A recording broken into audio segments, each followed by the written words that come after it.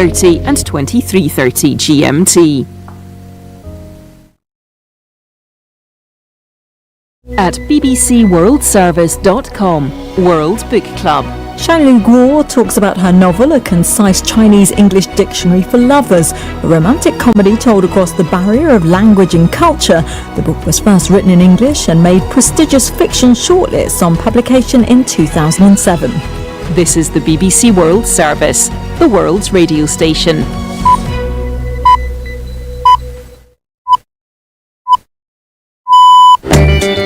Coming up on today's Arts Hour, two conversations with artists at the top of their game.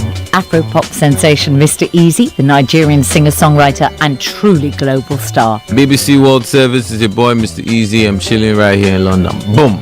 We also discuss his debut album, The Evil Genius, which is filled with great collaborations and has specially commissioned works of art for each track. And my conversation with the Australian director Kitty Green, whose latest film, The Royal Hotel, is an incredibly tense work set in the outback starring the peerless Julia Garner. Definitely, if you see the image of two women with backpacks in the outback, you assume it's a horror movie. So our job was to figure out how to challenge that always and defy those genre conventions. How about if we put these two women in the outback, how about we make a movie about strength and about them figuring themselves out? Mr. Easy and Kitty Green coming up on the Arts Hour. Hello, I'm Emily Thomas with the BBC News. 1 month on from Hamas's attack on Israel, the Israeli Prime Minister has outlined some of his future plans for the Gaza Strip. Benjamin Netanyahu said his country would be responsible for the territory's security once the fighting had ended. Israel says it's continuing to strike Hamas targets from the ground, air and sea. Yolande Nell reports from Jerusalem. In the past 4 weeks, Israeli forces have been carrying out their heaviest ever bombardment of the territory. In his latest comments, Israel's Prime Minister Benjamin Netanyahu dismissed calls for a ceasefire, but said that short tactical pauses to allow aid into Gaza and hostages out could be allowed. He also gave a clue as to what might follow the war, saying that Israel would keep overall security responsibility for an indefinite period. Soraya Ali from the charity Save the Children told the BBC a ceasefire was critical. We're not able to speak with our colleagues regularly because communications are often cut off. And we know that even if the aid gets through the Rafah border crossing, with the extreme lack of fuel, we're in a situation where colleagues and aid workers might have to carry aid on, the back of their shoulders in order to give it to vulnerable people. There is no way that anybody can be expected to give aid and administer aid if there's a threat to bombardment or if there's a threat to life. Officials from the United Arab Emirates say they're establishing an emergency field hospital in Gaza. It's not clear whether the initiative has been coordinated with the Israelis. The Emirati ambassador to the UN said equipment was being transported from Abu Dhabi to Al Arish in Egypt, from where it would be sent into Gaza. She said 1,000 Palestinian children requiring medical treatment would be invited to rehabilitate in the UAE. Japan has said G7 support for Ukraine in its war with Russia will not be affected by the intensifying Middle East conflict. Foreign ministers from the group of 7 wealthy nations are meeting in Tokyo and will be holding virtual talks with their counterpart in Kiev. Shaima Halil reports from Tokyo. This is the first face-to-face meeting of the G7 foreign ministers since the conflict broke out a month ago after Hamas's attacks in Israel. Japan, the current chair of the group of the 7 rich nations, will push for a united message to calm the conflict in the Middle East and ease the humanitarian crisis in Gaza. The Japanese Foreign Minister Yoko Kamikawa has said ahead of the meeting that the group's support for Ukraine has not wavered, even as the conflict in the Middle East intensifies, adding that the G7 will continue sanctions on Russia. The office-sharing company WeWork has filed for bankruptcy protection in the United States. The firm was once seen as the future of office working and became known for flexible renting for startups and freelancers. WeWork had been struggling since the coronavirus pandemic, which led to many office closures around the world. BBC News. Consumer and environmental groups have issued a legal complaint to the European Commission about alleged greenwashing by multinationals. They say Danone, Nestlé and Coca-Cola are making misleading claims about their plastic bottles. Here's Theo Leggett. The complaint focuses on claims by the food and drink giants that single-use plastic water bottles they supply are either 100% recycled or 100% recyclable. The European Consumers Organisation, backed by the environmental groups Client Earth and Ecos, say this is misleading, particularly when accompanied by green imagery or branding. They insist the bottles are never made wholly of recycled materials, and the ability to recycle them depends on a number of factors, including the available infrastructure. Coca-Cola says it only communicates messages on its packaging that can be substantiated, while Danone says it'll continue to invest in better recycling infrastructure. Nestlé has yet to comment. Millions have begun voting in polls in 2 Indian states which are widely seen as an important indicator ahead of next year's general election.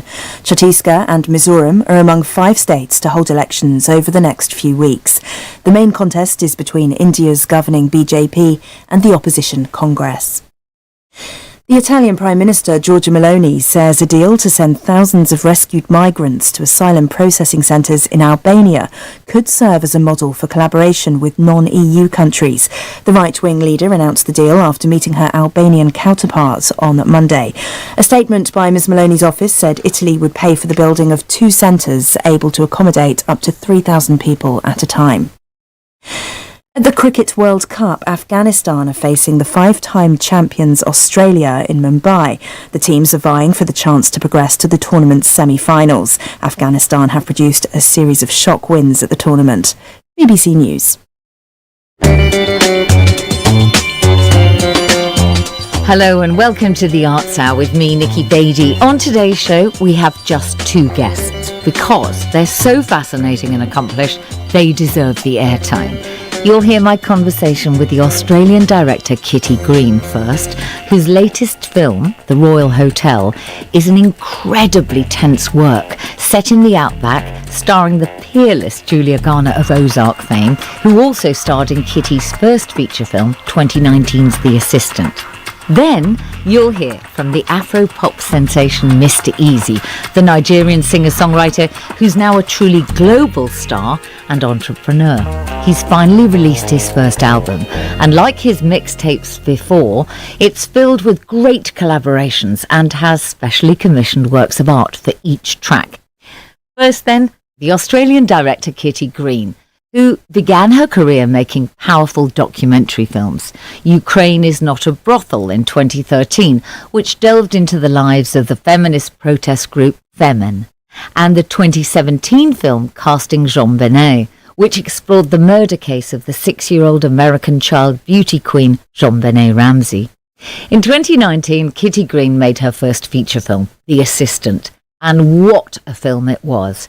It stars Julia Garner, who is utterly extraordinary as Jane, a junior assistant at a large entertainment company who works for its media mogul. We witness a day in Jane's life dealing with the utterly mundane, but also the degrading climate that the media mogul has created. Kitty Green's latest film is The Royal Hotel, which has been described as a backpacking adventure which turns into a toxic nightmare. I see the film as a very tense character study of men in an extremely remote mining area of Australia's outback, and of the 2 female American backpackers who come to work and live in their remote local pub, the Royal Hotel of the title. The film unfolds in a thriller-like way and has so many tension-building moments I felt wrung out after seeing it, in a good way. The peerless Julia Garner stars as Hannah, one of the 2 young middle-class American backpackers travelling in Australia. Her friend Liv is played by Jessica Henwick. Hugo Weaving is the alcoholic bar owner, Ursula Jovich is his girlfriend, and Daniel Henschel is brilliant and frightening as Dolly. When Kitty Green came into the Arts House studio, I asked her first of all whether the pub in the film is recognisable to people who visit the outback. Well, yes and no. We found a pub that we've used as the exterior of the pub and built the interior of the pub. So it's our own little creation, but I think it is a place that we'll all recognise in some way. Like, I think if anyone's been to a remote pub, to be honest, not just a remote pub, but any pub, even in the UK, I think they'll recognise some of the behaviour in the movie. Well, tell us about the drinking culture in the outback, because that is central to this film. It is, but I mean, it's okay, let's say it's a town, it's a mining area town, basically. So it's a lot of people who have flown in from all over Australia to do a job. They're isolated out there. There's not a lot of women out there. There's a lot of alcohol and very few rules. So they can get away with a lot. But I would say, and maybe this is provocative, but I don't think any of the behaviour in the movie is particularly an Australian thing or particular to those areas. I think like a big night in most pubs, it can kind of spiral out of control and reach those kind of levels anywhere, really. Well, you seem to nail certain male behaviour characteristics. In the bar, we get to know Matty, played by Toby Wallace. He's really sweet on Hannah. We meet Teeth. We meet Dolly, who is really quite menacing at times. Can we talk about the behaviour of these men then? Because did you spend time watching men in bars to be able to capture who they may be? Not really. I mean, I've been in my fair share of bars, I think, like we all have, and seen a bit of that. And I think some of those little moments are from my own life. I worked with a co-writer, Oscar Redding, and he lives in regional Australia, and he's spent a lot of time in those places. Right. So between the two of us, we kind of figured out who they all were and tried to make each of them feel kind of real and human and broken in their own way. So the friendship between Liv and Hannah is fascinating. Hannah doesn't really want to lose control, and Liv kind of loves to lose control. What were you trying to say through their friendship dynamic through the film? I mean, I think basically when you're traveling with a friend, one of you needs to kind of take control of what time you're going to get home and where you are and where the map says you need to go. And so generally those sort of that dynamic kind of naturally forms where there's someone who's in charge and there's someone who can be a little looser and relax a bit and have a little more fun and drink a little more. And so Hannah and Liv are those girls. Hannah's more cautious, more alert, more afraid, and Liv's just having a good time and enjoying a trip around Australia, essentially. You are reunited with Julia Garner after your outstanding film, The Assistant. And this is another story which shows how dangerous women's lives can be at the hands of men. Is that going to be a theme throughout your work? Is it coincidental?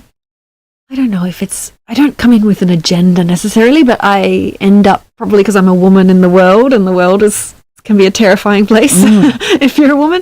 I end up kind of making movies about that sort of stuff because I find that to be kind of an interesting kind of subject to kind of write a screenplay about, essentially. But we'll see what's next. I mean, I could shake it up next time, surely. Well, maybe you will. Yeah. The film, it had tension built and then dropped and then rebuilt and then dropped throughout it. It was masterful, and I hated it, but I loved it at the same time. Was that all in the writing? Was it in the edit? I'm interested to know how you measured that. It's funny, I keep getting asked about tension, and it's such a weird thing because it's not just one element. It's like definitely in the writing, it's definitely in the lighting, it's definitely in the sound design and the soundscape. But honestly, a lot of it is on Julia's face. Julia, my actor, who's so expressive, and so basically whenever I shoot the environment, I then shoot her reaction to it, and watching her sort of perception of these events is sort of, I think, where all the tension lies, is her trying to figure out if she's safe or if she isn't. They're disgusting. It's a tip.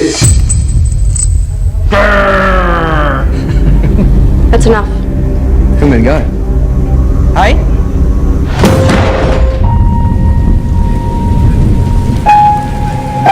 We're leaving. We're out. Where are you going to go, eh? Bus is not for 2 days. I'm scared of everyone and everything in this place. Make what you can, get on the bus and go. Tell us a little bit about Julia Garner. So I remember seeing her, I think the first time I saw her was in the series The Americans. Then, of course, everybody knows her from Ozark. I thought what she did in The Assistant was a tour de force. In this, again, I can't take my eyes off her. What is it? Can you put it into words, what she has or what she does? No, but honestly, I was struck by that in The Americans too, and I think that's why we cast her in The Assistant, is we were looking for someone who had that really kind of striking face, and who's, because I guess The Assistant is a very silent movie, it's not a lot of dialogue, so we needed someone we could watch, and you wanted to watch, and you wanted to figure out, someone kind of enigmatic in that way, and she's got all those qualities. She's just incredible. Also, she just stands in front of the camera and her face just lights the screen up. It's amazing. It's magic, you know. I get the impression that you don't like to have your films labelled, and some people have called this a psychological thriller. Some have said drama, even horror. Does the genre that people label it as matter to you? It's a weird one. It only matters when then people get disappointed because it isn't that, yes, you know? And so I find a lot of people saying, oh, well, it was a good movie, but it wasn't the horror movie that I wanted it to be. And I was sort of saying, well, I never said it was a horror movie. You know, so that's the only disappointing thing about the labels. Like, I really don't mind. I love audiences to make up their own mind. Definitely, if you see the image of two women with backpacks in the outback, you assume it's a horror movie. I didn't. Oh, really? No, I didn't. Oh, that's and good. my thing is, actually, I think people will be saying it's a Kitty Green film. I really do. No, I really do. Lovely, thank you. But I'm not sure it's that yet. At some point in my career. But yeah, no, I think it is. We were trying to kind of work against those, challenge those expectations. If it's a horror movie, they're probably going to die. So our job was to figure out how to challenge that always and defy those genre conventions and make our own movie, essentially. Yeah, but did you think about the way that certain tropes are used and employ them? Oh, definitely. Yeah. And we're leaning into certain things here and there. And we're definitely kind of, we're toying with all that. We're kind of saying, look, how about if we put these two women in the outback, how about we make a movie about strength and about them figuring themselves out? Yes. That age and that rite of passage trip, and not make a movie where these two women are sort of tortured and ultimately murdered. And you know what I mean? That wasn't what we wanted to do at all. No, but the beats in this are, I mean, it is really, really brilliant. Some people have compared this with the 2016 documentary, the Pete Gleason film, Hotel Coolgardie. Was that an inspiration for you? Because that was a true story about Finnish backpackers, wasn't it? Yeah, it was. And I watched that. I was on a jury and watched that movie and immediately was struck by that film and the women in it. And particularly their kind of, I hadn't seen the Australian outback represented that way, through like a female lens, specifically foreign women in Australia. I think Australian women would act very differently out there. So that to me was interesting. So yeah, that was kind of the jumping off point for the screenplay, essentially. It's inspired by Hotel Coolgardie. And then I've seen all kinds of, when I read critics, it's like their fanciful interpretations bouncing off the page at me. But people have said it reminds them of Wake in Fright, which was a Ted Kotcheff film? Yes, which was in the 70s. Yeah. But it's a masterpiece. Oh, well, I haven't seen that, so I was intrigued. Should I see it? I mean, yeah, it's I don't know, it's essential viewing at some point. Right. But yeah, I don't know. We don't want to look like we're trying to rip it off or be it in any way. No. We're definitely like tipping our hat to it, though, and showing a little respect for Well, that's what interesting came to know. us. It's interesting that I'll see your film first and then see this. Yeah, exactly. There were some really unforgettable moments for me. So one is when Hannah is in the car, well, the cab of the pickup, and her face is squashed up against the glass and her eye is open. Was that written? Was that something that came about? How did that happen? I think it was written that her face was smushed up against the glass, but I'm not sure. It was, I didn't think it would look as weird as it did. But it was so striking. It's a nice jump cut, that. I like that a lot. It was good. Then there are other little moments like, touches. So when the English girls who have been in this pub have had their last big night and they're then leaving, our two, Liv and Hannah, are sleeping in the corridor and the English girls are coming out with their suitcase and the suitcase has only got 3 wheels. Yeah, right. I loved that. Was that intentional? That was in the script. Yes, yeah, I okay. mean, with the English girls are having a really, the time of their lives. It doesn't paint us in a good way, may I tell you. No, that's not true. Well, the English girls get it. They understand the culture. Yes, they've do. accepted it, and they're finding their way through it. They're using it kind of finding their own way through it, essentially, using their own tools. And, so they've really had a big night, and somehow their suitcase lost a wheel. We kind of loved it. They were a little all over the place. It was fun. It was. So Hannah and Liv claim to be Canadian because everyone loves Canadians. Where did that come from? I'd met a lot of people backpacking myself, Americans who were afraid to say they were American because they'd get too much, everyone kind of, I don't know, not everyone hates Americans, but they get a lot of people asking about Trump or that sort of thing that they don't want to deal with. So I think it was about them going, oh, hey, if we're Canadians, we're inoffensive, we just blend in, no one asks that many questions. So yeah, it kind of came from my own experiences backpacking, yeah. Where did you backpack? Oh, everywhere. Really? Yeah, I did a lot of it. Yeah. And were you hardy?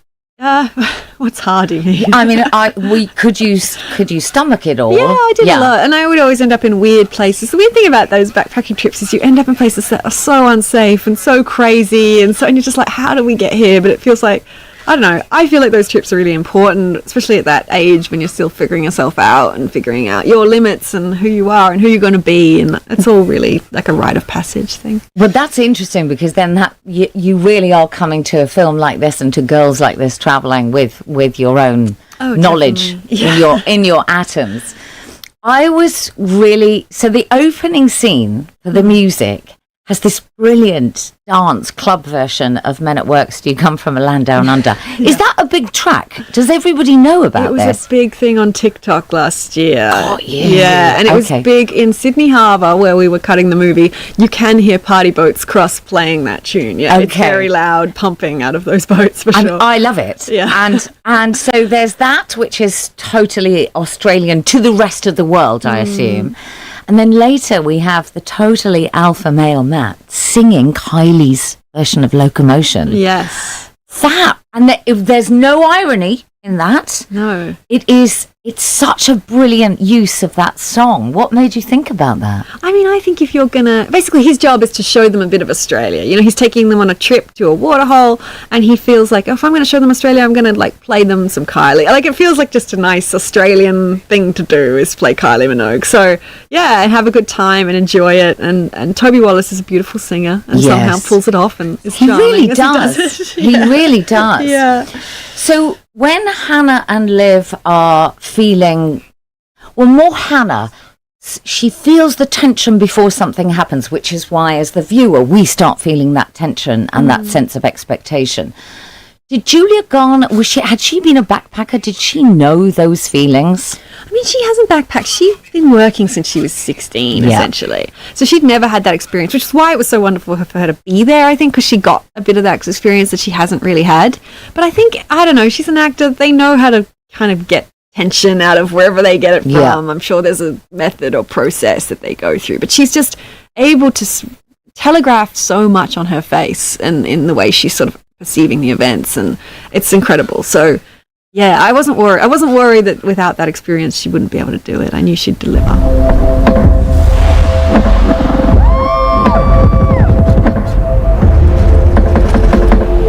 We're in the middle of nowhere. Yep. Down the back, up the stairs. Down the back. Up the stairs, mate.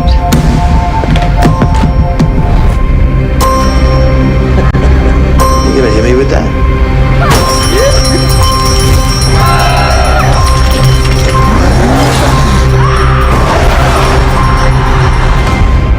We'll take it.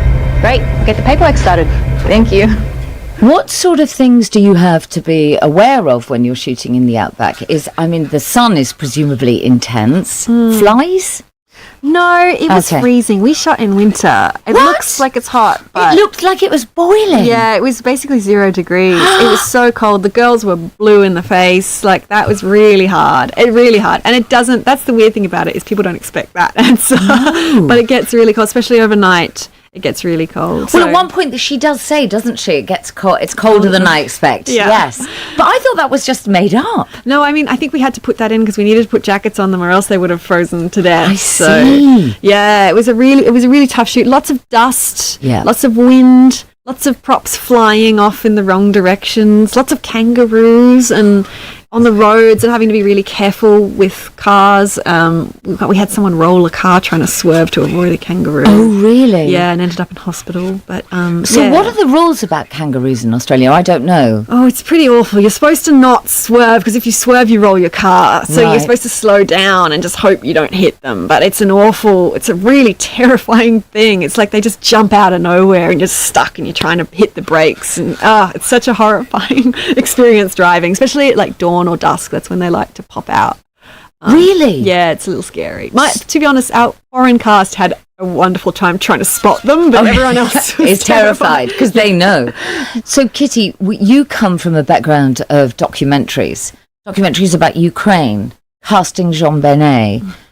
When did you know that you wanted to make something fictional? Although, actually, The Assistant, which has, for people who haven't seen it, tour de force performance from Julia Garner, who plays Jane.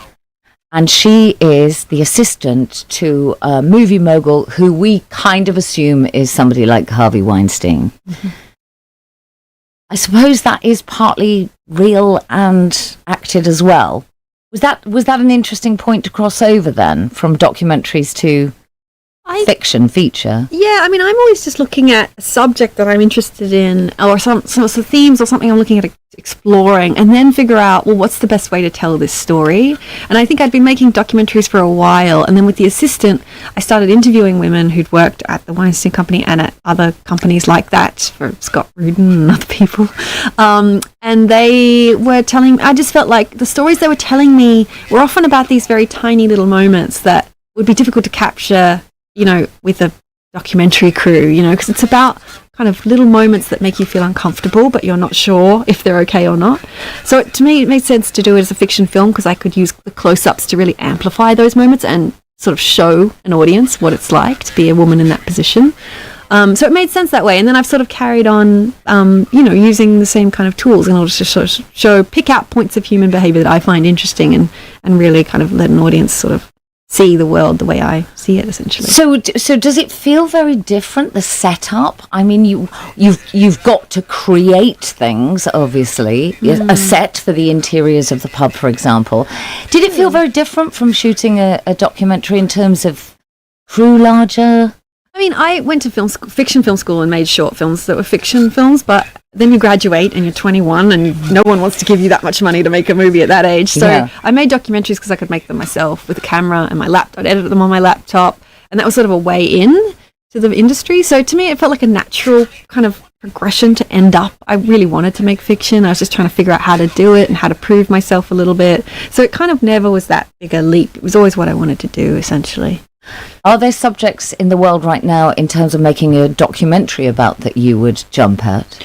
I do like fiction. I like the control. I love being able to figure out what the frame should look like and kind of storyboarding and kind of like I'm very geeky. I love all the technical aspects of fiction filmmaking. And documentaries, you just have to go with the flow, and that's not really necessarily how I like to do things. So how did you know that you would be good at directing actors, that you would be able to do that? Oh, yeah, I'm not sure. I feel like with documentary, you're sort of not really directing them, but you are asking for things and probing them for things in the same way that you do.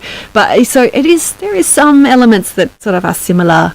And then, I wasn't sure I could do it, but somehow I pulled it off, found Julia, her and I, we don't have to communicate that much. We get along so well that we do a lot of, it's sort of wordless now at this point, Well, she's very good at wordless performances, isn't she? Yeah, exactly. She is extraordinary. I hope that it garners masses of money for your next project, for you to do exactly what you want to do. I mean, we would love a little bit more of a budget. We shot it very quickly and we didn't have enough time to really play, and I'm looking forward to getting to the point in my career when I do get the time to sort of try things and make mistakes. I've got to be very specific and precise right now to kind of do it within the time given and the budget given, so. How does Australia help an independent filmmaker? Do you have grants that are substantial? And if so, are there subject matters that Australian creative companies who give money are willing to back? How does it work? Yeah, well, we have government funding like Screen Australia who finance movies, and they really helped get our film up. But they don't give you everything you need. You have to still find it elsewhere to make it, But yeah, they help a little, and they were very supportive. I was surprised because the film isn't it's pretty dark and it's not the most positive view of Australia, but they seem to be very much on board, which was great. But yeah, so then you have to go around and find all the extra bits and pieces. So we found some money in America that kind of helped us get over the line. Kitty Green talking to me about her film, The Royal Hotel. That's it for part one of the show, but don't go away. Still to come, I'll be talking to Afro-pop sensation Mr. Easy, the Nigerian singer-songwriter and truly global star. His debut album, The Evil Genius, is filled with great collaborations and has specially commissioned works of art for each track. The Arts Hour's back after this.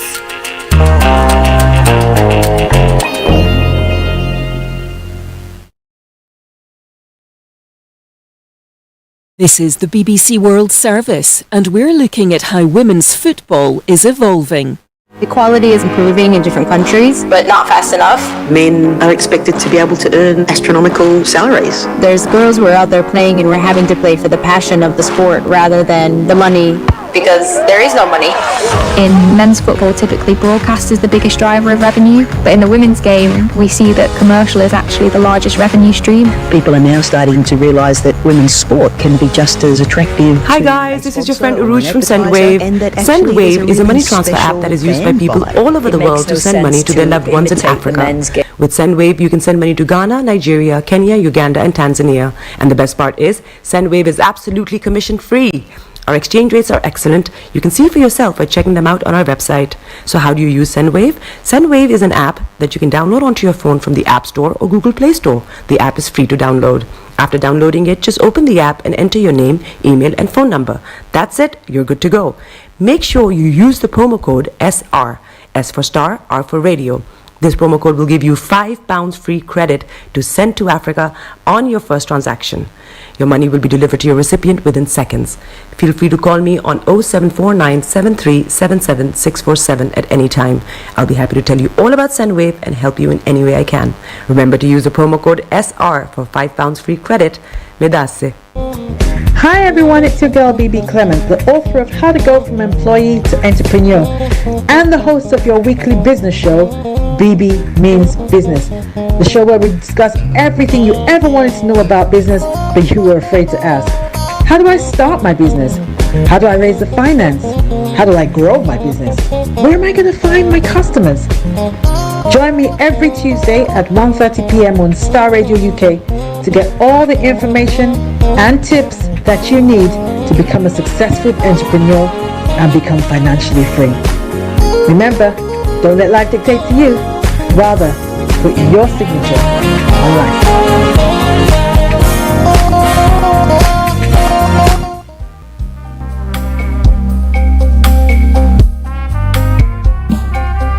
Are you looking for the fastest, reliable, and trustworthy door-to-door shipment company? Well, look no further. When was the last time your family received a shipment back in Ghana on time and in time? You are not sure?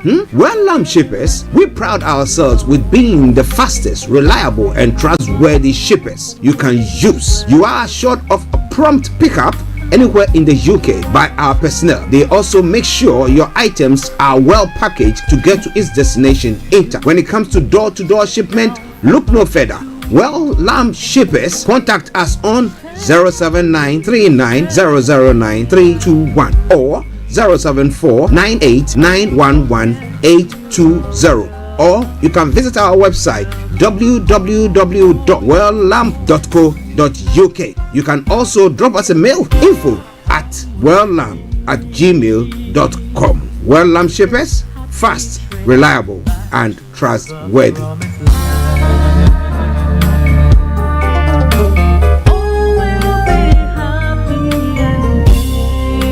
Hi there. Are you dreaming of owning your own house in Ghana?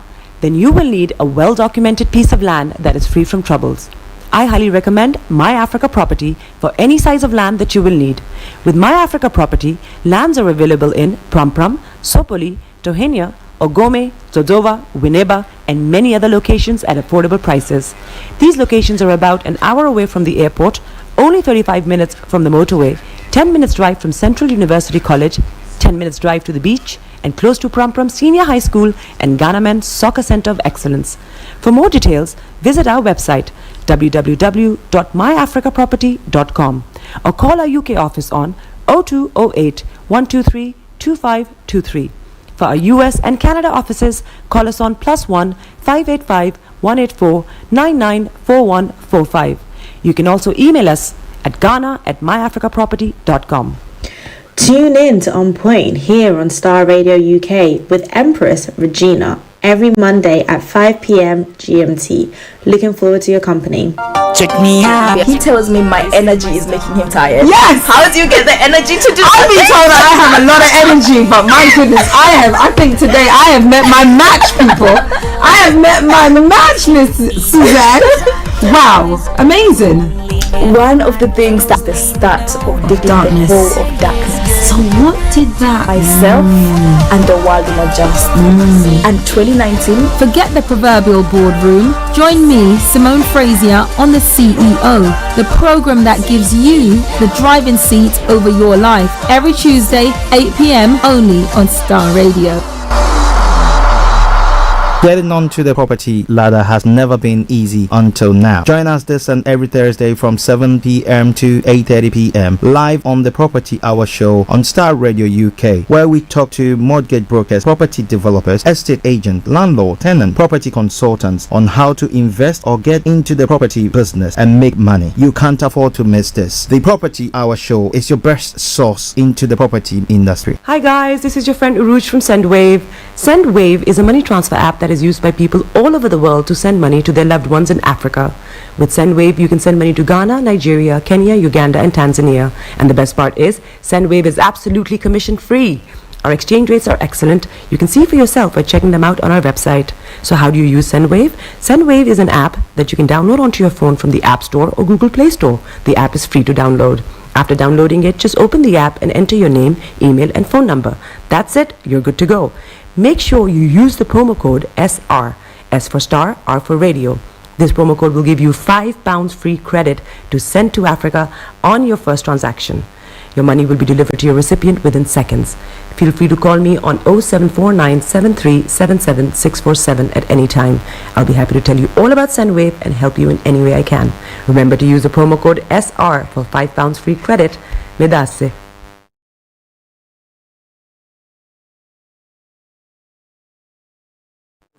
Worldwide online 24/7. Broadcasting worldwide online 24/7. All around the world. In your car. At work. At home. On your smartphone. This is Starr Radio UK. Are you ready to turn it up?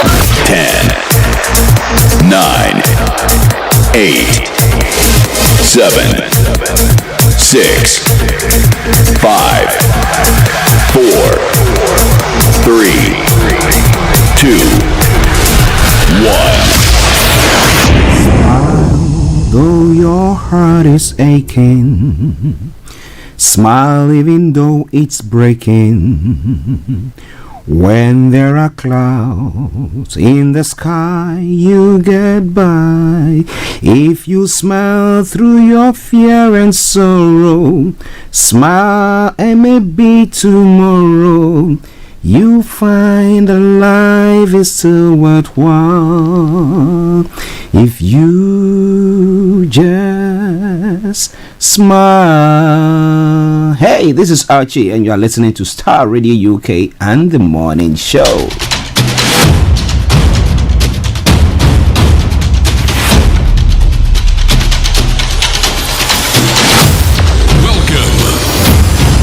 This is Starr Radio. This is UK. Starr Radio. UK. This is Starr Radio. UK. Welcome.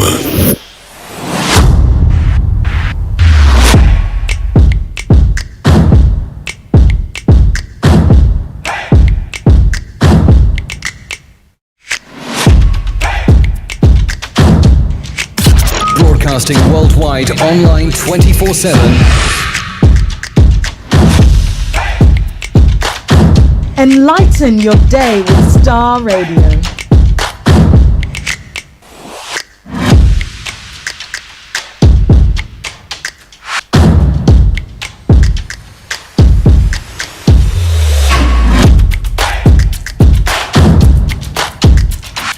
Starr Radio. Radio for the people, by the people.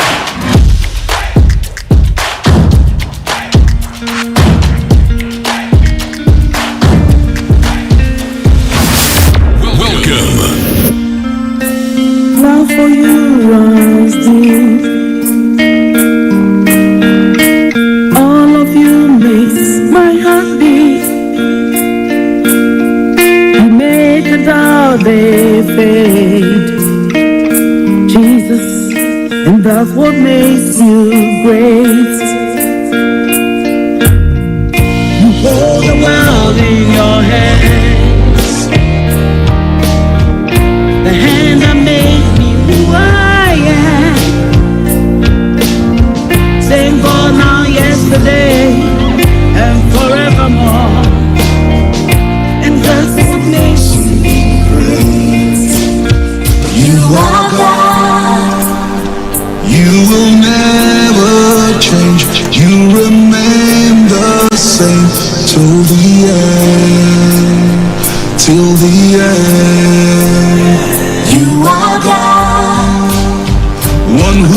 Okay, let me say massive good morning, good afternoon, good evening, good dawn to you wherever you might be on planet Earth this morning, and welcome you to the Star Radio UK Morning Show. Forever call you great.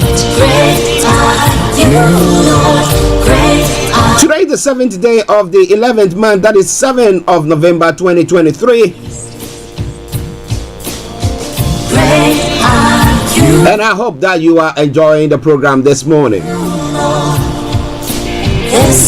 Well, here in the UK, today is going to be the opening of Parliament by the King Charles III. So what I'll do my best to bring you some snip view of all that during the course of the program. But once again, let me say welcome to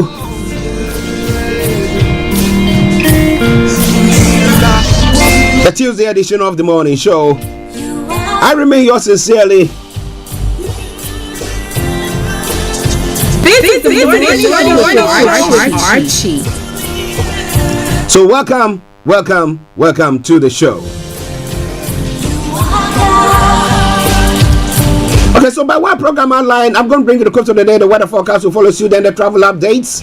We move from there to have a look at some of the stories making the rounds across the globe. It's known as Global Trotting. Then we continue from there, and exactly at 11 o'clock, we have Olayomi Koiki who will be joining us to bring us updates from Nigeria. We move on from there, and whilst looking at other stories making the rounds, taking you to the Houses of Parliament for the opening of Parliament by King Charles III, the first for Rishi Sunak as a Prime Minister as well. Then we continue to look at other stories making the rounds in other parts of the world. At 12 o'clock, the lines will be open for you to add your voice to the discussion. But before then, if you want to add your voice to the discussion on any way, any shape or form, feel free, put it on any of the platforms that we are broadcasting on, and I'm going to read that. And then we continue from there. It's exactly at 12:30, we'll bring the curtains down for the end of the program. And this afternoon, we're going to be having BB Clement on BB Means Business. So once again, welcome on board. But let me say good morning to my team, Mr. Olayomi Koiki, Mr. Francis Guy, my able producer, and all you wonderful people behind the scenes. Bishop Adeshina, Anthony Adedeji, all of you staff at the RBS office in Lagos, Nigeria. I salute you all. Let me also say good morning to my bishop himself, Bishop Francis Okonono, Bishop Nono, Reverend Dr. Francis Okonono. I salute you, sir, and the family as well. Shamsuddin, long time no here. I hope you are doing very well. Good morning to you. Tassino, good morning. Aziz, good morning once again. Grace and Rachel, good morning to you all. Share the broadcast once again, as I did say, and I promise you I'm going to bring you everything that you got to know. Hopefully today, once again, we'll have Mr. Olayomi Koiki en route to various places in London, as he did yesterday, depending on where he is at the moment. And I'm going to make sure that you enjoy all that. But as I said, I'll be bringing you sneak views while the conversation is going on. We can be bringing you some pictures of what is happening at the Houses of Parliament this morning. So once again, welcome to the program.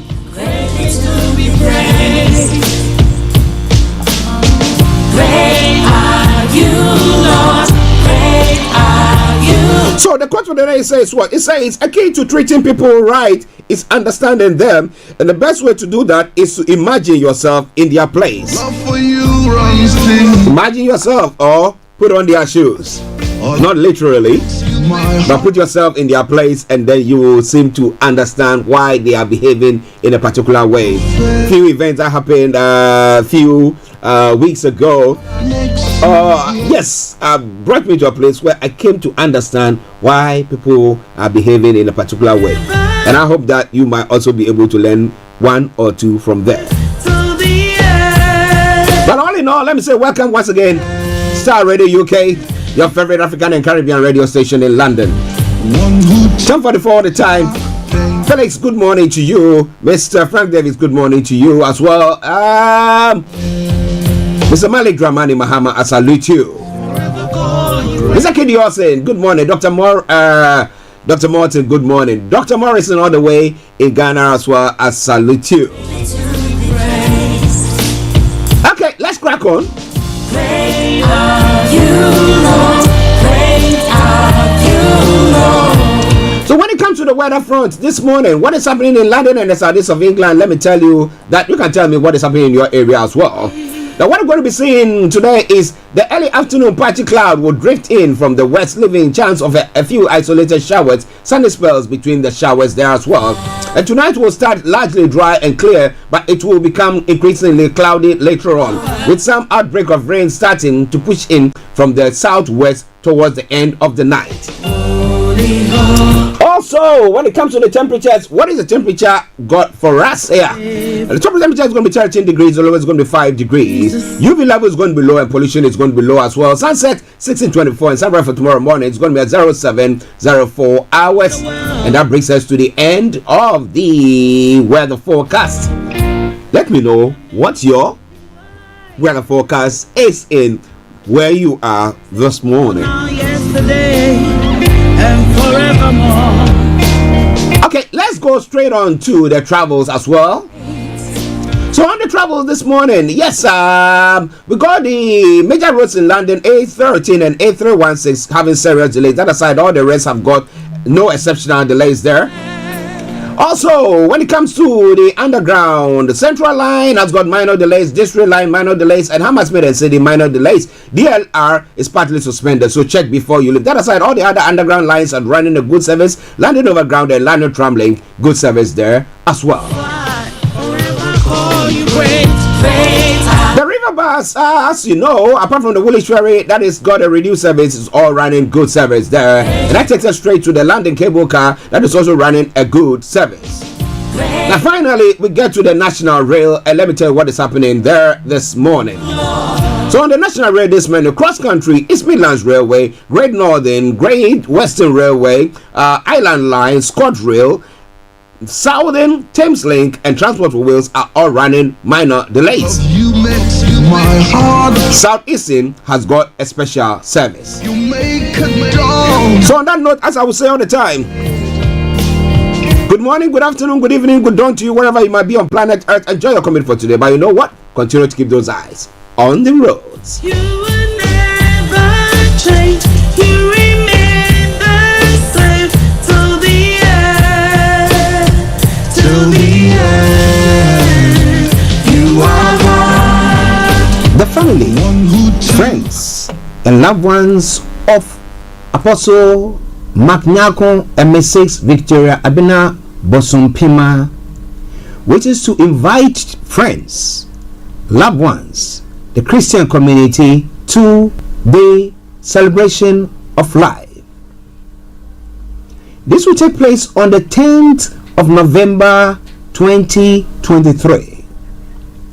Church service will be held at the Elim Pentecostal Church, West Croydon, Stanley Road.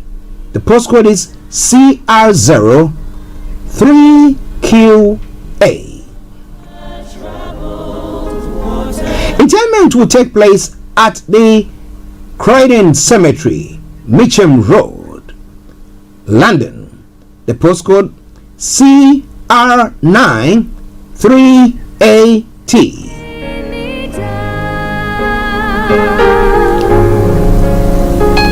A reception will follow, and that is from 3 p.m. at the Imperial Banqueting Hall, 31 Imperial Way, Croydon. The postcode once again CR04RR. It will be followed on Sunday, the 12th of November 2023, 11 a.m. with Thanksgiving service at the Numa Christian Center at 87 Beddington Lane, Croydon, CR04TD.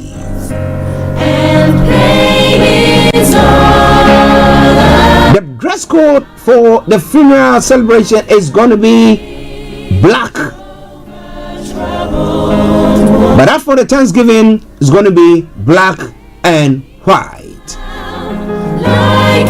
All friends and sympathizers are cordially invited.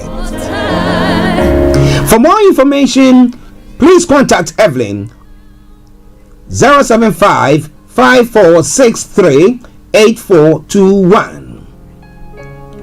Kojo 073 7592 8737. Sheila 079 83 58 1818.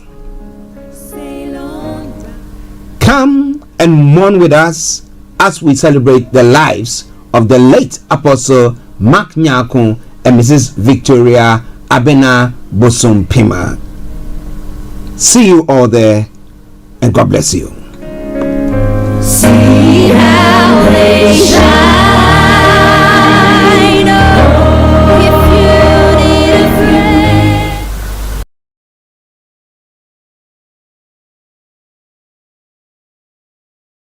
Big man them Archie. When I say altar, you say fire. Welcome back to the program. It is Starr Radio UK, your favorite African and Caribbean radio station in London. Bringing the time now to 10:51 from the hearts of London. Okay. Don't you worry. There seems to be some noise in my channel. I will try to sort out later on, but just bear with me and let's continue with the show. Okay, I know my producer, Mr. Francis Guy, is listening in, so he will feed me back with any situation there. All right then, let's go global trotting. As I did say earlier on, well, this morning, okay, let me just bring you that briefly. We're going to be seeing that as well. Yes. As I did say, we are going to be bringing a sneak view of what is happening in the state opening of Parliament. That's going to be live shortly. But for now, let's move on straight to some of the happenings across the globe. Starr Radio UK, your favorite African and Caribbean radio station in London. Okay, a quick one from there. Now, when it comes to stories making the rounds, first of all, from Nigeria this morning, why I won't stop calling Tinubu drug dealer, Baba Ahmed is saying, well, we thought that after the Supreme Court ruling authenticating his victory as the president, the winner of the February 25th election, some people are still going on calling the president names. But what do you think about all that? We'll be telling you more about that. Bayelsa Gubapo, INEC adds APC Silva to list of candidates after court order. Well. Maybe now they are also adhering to the rules of the game. And a judge restates order for unconditional release of ex-CBN governor Emefiele. We'll be telling you more about that once we have Mr. Olayomi Koiki on. So lots more going to be coming your way from there. Moving on straight to some other stories making the rounds on the African continent. South Sudan, 1.6 million children at risk of malnutrition in 2024. Some of the stories making the rounds there. And Libya deports 600 undocumented Egyptians. Oh my. Okay. And more than 20 villagers killed in Cameroon attack. And then Burkina Faso has repatriated 40 military trainees trained in Cote d'Ivoire. That was one of the old stories. And South Africa accuses Israel of genocide in Gaza. President Yoweri Museveni downplays Uganda's expulsion. Well, those are some of the stories that we'll be looking at when it comes to the African continent. And moving on straight from there as well, bringing you more stories from Ghana. Resettlement should not lie solely at the doorsteps of VRA. That's what Samens is saying. The managing director of one of the Ghana's TV media houses, Samens Samuel Atta Mensah, popularly known as Samens, says that the resettlement of the communities affected by the controlled spillage of the Akosombo Dam should not lie solely in the hands of VRA. Well, what do you think about all that? So if that thing is going to be happening every year, what can they do to avert people losing their properties? And will they get the necessary compensation for that? I'll be telling you more about that It is Star Radio UK. Now, in some other stories making the rounds as well, Ashantis have become our enemies. Asante Hene is saying, what does it mean by that? We will be looking into that as well. There are some of the stories making the rounds this morning. In other parts of the world as well, now people were pulled from rubble after blast in 2 southern Gaza cities. Don't you worry, I did an eye infection, or I don't know what exactly it is. So one of my eyes keep on dripping. Now Israel's pain still raw a month after Hamas attacks. Well, Hamas leader refuses to acknowledge killing of civilians in Israel. Deputy political leader Musa Abu Mazouk says Hamas will release hostages only if Israel stops fighting. Interesting. But will Israel do so? Now, birthday gift grenade kills Ukraine Army Chief Aide. Major Hennady Chastiskov was opening present at home near Kyiv with his son at the time of the blast. So who did that? Boy, oh boy. And Trump clashes repeatedly with judge in New York hearing. Now the question is, can any ordinary person go to the courts and behave that way? Or is it because he's a billionaire or he has been an ex-president? So you see that the rule of law seem to be playing in a particular way, which I don't understand. Maybe you do, and I will want to have your take on that. But it's all coming away from Star Radio UK. Semenya, not ashamed of being different. Kasa Semenya said she is not going to be ashamed of being different and will fight for what is right amid her ongoing dispute with athletic authorities. Well, she is like a woman with a muscle in her thigh, so has got a male physique, and they think that, well, that doesn't augur well, so she's not a female. But she's got everything that shows that she's a female. I mean, what makes somebody a female? And now, so they are doing also, they said they will be giving her whatever whatever they call it, to make her feel the same way as a woman, and then they can compete and stuff like that. But she says she's not ashamed of that. She didn't do that. She's not done any transplant or whatever thing that people do to change their sex. She's not done anything. That was how she was born. So why don't we accept it that way? Maybe. Okay. In the UK, King's speech to toughen sentences for sexual crimes. King Charles is to deliver his very first King's speech, which outlines the government plans today. And Captain Tom's family lose power demolition appeal. Some of the stories making the rounds there. And thousands to get daily pill to prevent breast cancer. A good one from there as well. A UK cruise ship returns after 100 hurt in storm. The Spirit of Discovery cruise ship veered to the left during a safety maneuver in bad weather, but it's now returned to shore. There's a lot more going to be coming your way, but for now, let's enjoy this tune from Kofi Boham. It's one of my favorite tunes of late, and it says, "Broken pencil still writes." I'm here to let you know that it doesn't matter what you're going through, it doesn't matter the challenges, you can still make it in life. Don't let people put you down. Yeah? Broken pencil still writes. Enjoy it, and I'll be with you.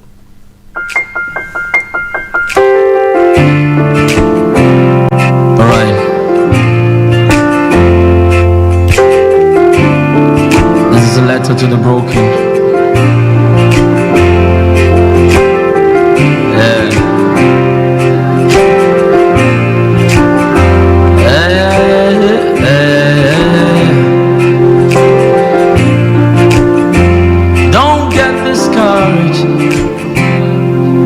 See you fighting all the demons in your life that have wreaked heavy carnage. Don't be dismayed. I know you think that your dreams and everything that you hope for seem to be late.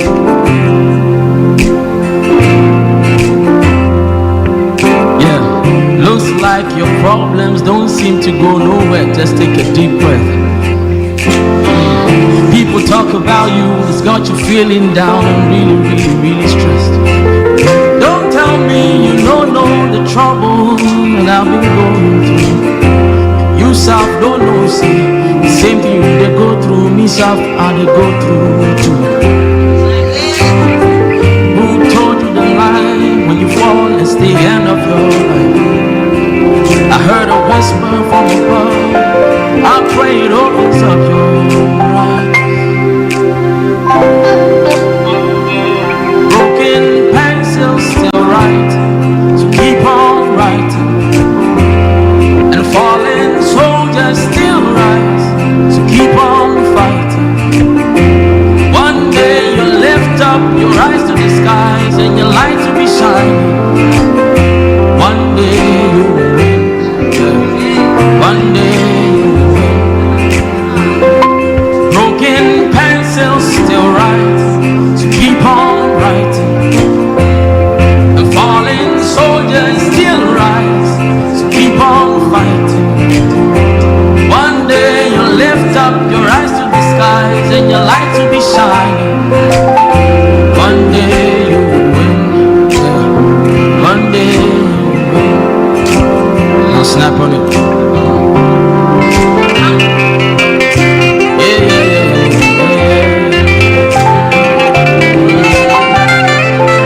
Alright, I got another verse for y'all. News around this life is not fair. Greed is all. This is Starr Radio UK. You gave your heart to the wrong folk, they broke it, and now you put it on free. Fake life on Instagram and Snapchat got you feeling ungrateful. My sister, if you could see the real them, you know you are being a great fool. You wrote a paper and failed, sit down and write it again. One day you will kill them. He broke your heart and you cried. Give love another try. True love will heal them. I'm not trying to look down on your problems. No, no, no, no, no, no.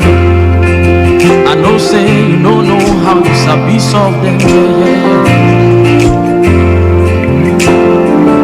Allow me to introduce you to someone I know. He's a specialist in handling cases and issues we don't blow.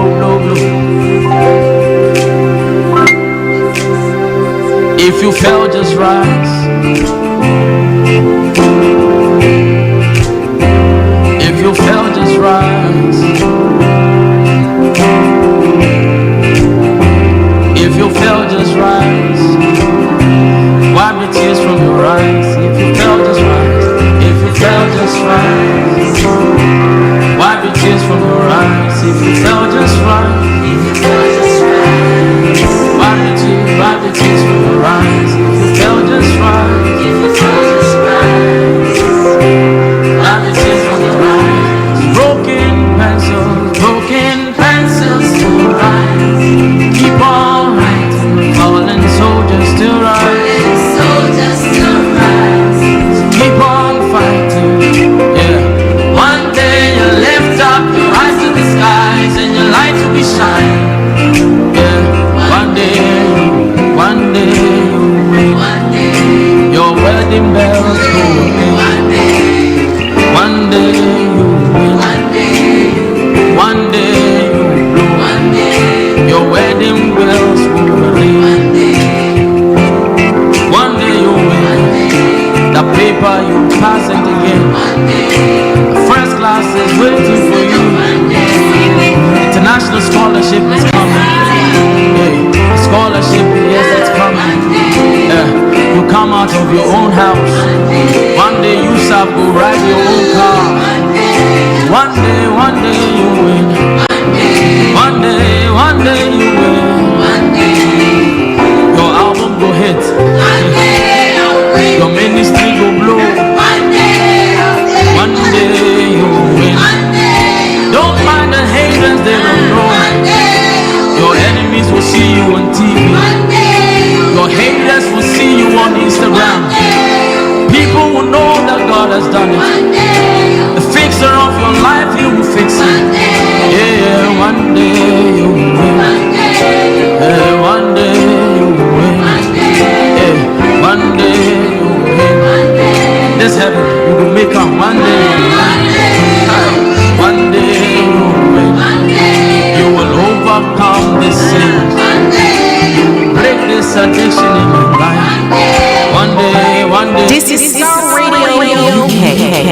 bank account will read 6 figures, 7 figures. Hey, one day you win. Yeah, one day you win. Don't give up, one day you win. Don't give up, one day you win. Don't give up, one day you win. Don't give up, one day you win. Yeah, one day you win. Yeah, one day you win. One day you win. Broken pencils. Broken pencils to rise. Keep on rising. Falling soldiers still rise. Keep on fighting. One day you lift up your eyes to the skies and your light will be shining. One day you win. One day you win. One day. One day you win. One day you win. Okay, yes, one day you will win, one day you will win. So you don't give in, you don't give up, you don't give in, you don't throw in the towel because you don't know. Your one day will just be around the corner. Your one day can be this afternoon, your one day can be tomorrow. So I just say it all the time. Whenever I meet anybody, I come in contact with anybody. So don't give up, don't give in. It is Starr Radio UK, your favorite African and Caribbean radio station in London. On the screens, a sneak view of what is happening this morning in London. Yes, the King's Speech will be happening live, and as I did say, we're having Mr. Olayomi Koiki also joining in to bring you everything that you got to know wherever he is this morning, because he's on the move. Oh boy, he is on the move, and he'll be bringing you all that you need to know. So don't even think of touching the dial, because Yomi is on the move, and wherever he gets to, he will bring you that information that you really want to know. All right? Yes, so stay tuned whilst we wait for him to join in. But for now, let me quickly bring you some of the events or some of the stories making the rounds in other parts of the world, because as much as we can, as and when it gets to where we have to bring you some details there, we will do so. But continue viewing this whilst I get Yomi on.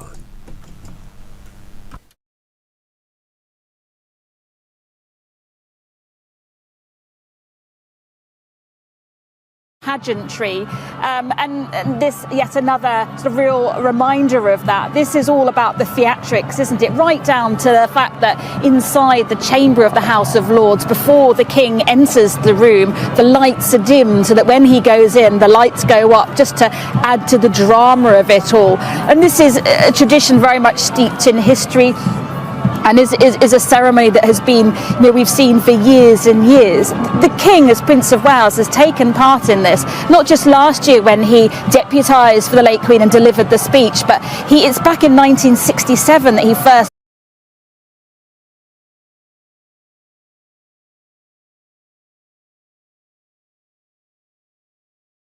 Well, listeners, it is Starr Radio UK. I can tell you assuredly, yes, we will have Mr. Olayomi Koiki, who has joined in, and as I did say, we'll try to bring you everything that you need to know this morning. As I said earlier on, we have the opening of Parliament that's going to be taking place, and I promise you one thing for sure, we'll bring you all the sneak view of what you need to know there. But for now, let me go to our North London studios, where I've got Mr. Olayomi Koiki, who is on the show at the moment, and say massive good morning to you, Yomi. Well, a very good morning to you, Mr. Archie. Good morning to Frank. Good morning to all our listeners and viewers from around the globe. And welcome once again to the finest African and Caribbean radio station in London. It is 9 minutes past, a very busy, morning as usual. And it is great to be back, even though we're almost a little bit running late, but we can still catch up with so much happenings. And I heard you talking about the opening of the Parliament. It was a privilege for me to have been able to attend it a few times in the last couple of years. It's a very important day for UK, and it also means that I think, if I'm right, this is going to be the first one that the King will be doing as a king.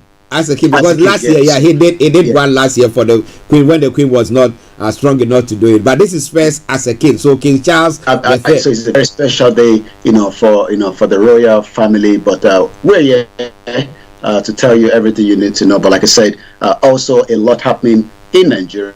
We'll be giving you all those news as it's breaking as well. I'm going to come back again to you slightly in the studio.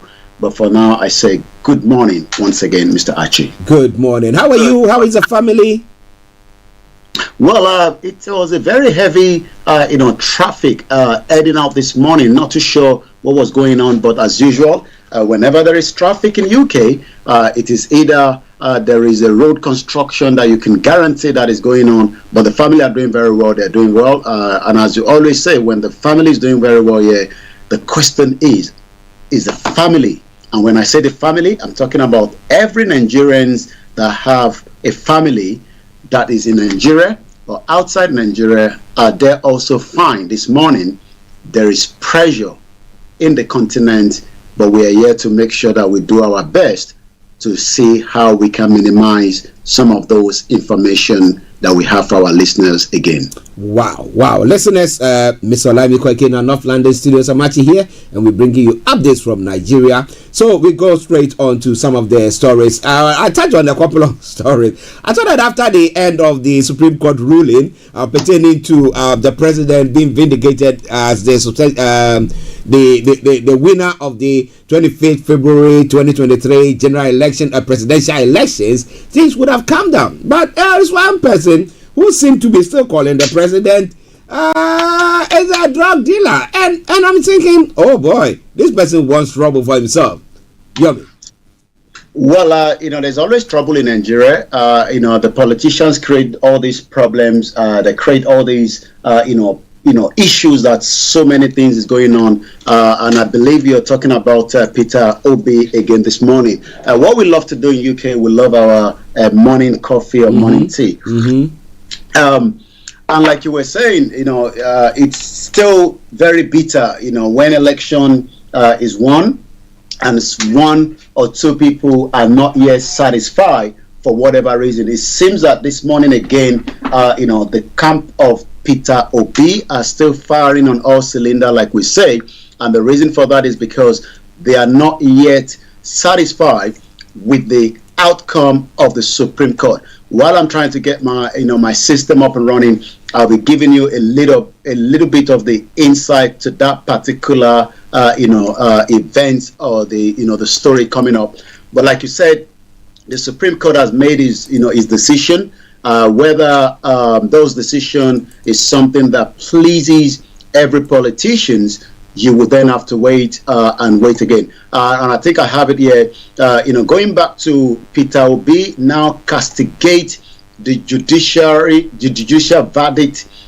He benefited from presidency. The presidency welcomed Peter Obi and his party to play the role of opposition.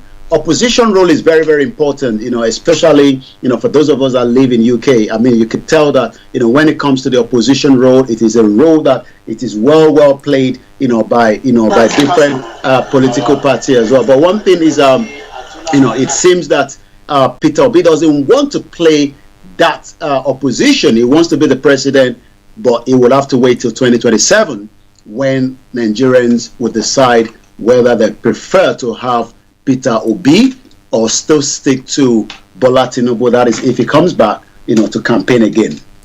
Okay, listeners, Starr Radio UK updates from Nigeria. Mr. Olayomi Koiki in our North London studios. I'm actually here in the South studios, and we are bringing you everything that you need to know. What I'll try to do for you, for the sake of our listeners and our viewers who are not in the UK, who want to have sneak view of what is happening to the King's first speech, opening of Parliament, we'll try to bring you the pictures whilst we are still broadcasting that. So we'll try to put everything together. The technical team are working on it. But let's move on to still looking at some of the stories making the rounds this morning from Nigeria. Now, Bayelsa Gubapo, INEC adds APC silver to list of candidates after a court order. The Independent National Electoral Commission has added APC's Timpere Silva's name to the list of Bayelsa gubernatorial election candidates. Now that is there, and just hold on, let me add this one, because this seems to be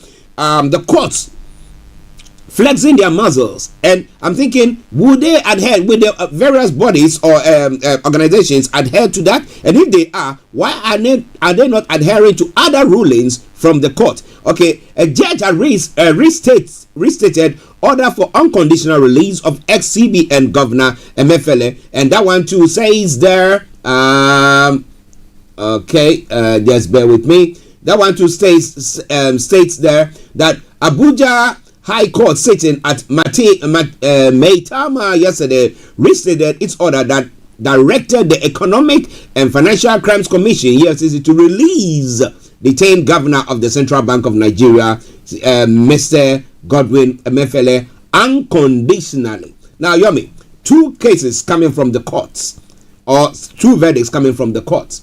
Now, which one are they adhering to, and what do you know about them all? Over to you, sir. Well, there is a lot going on when it comes to the INEC.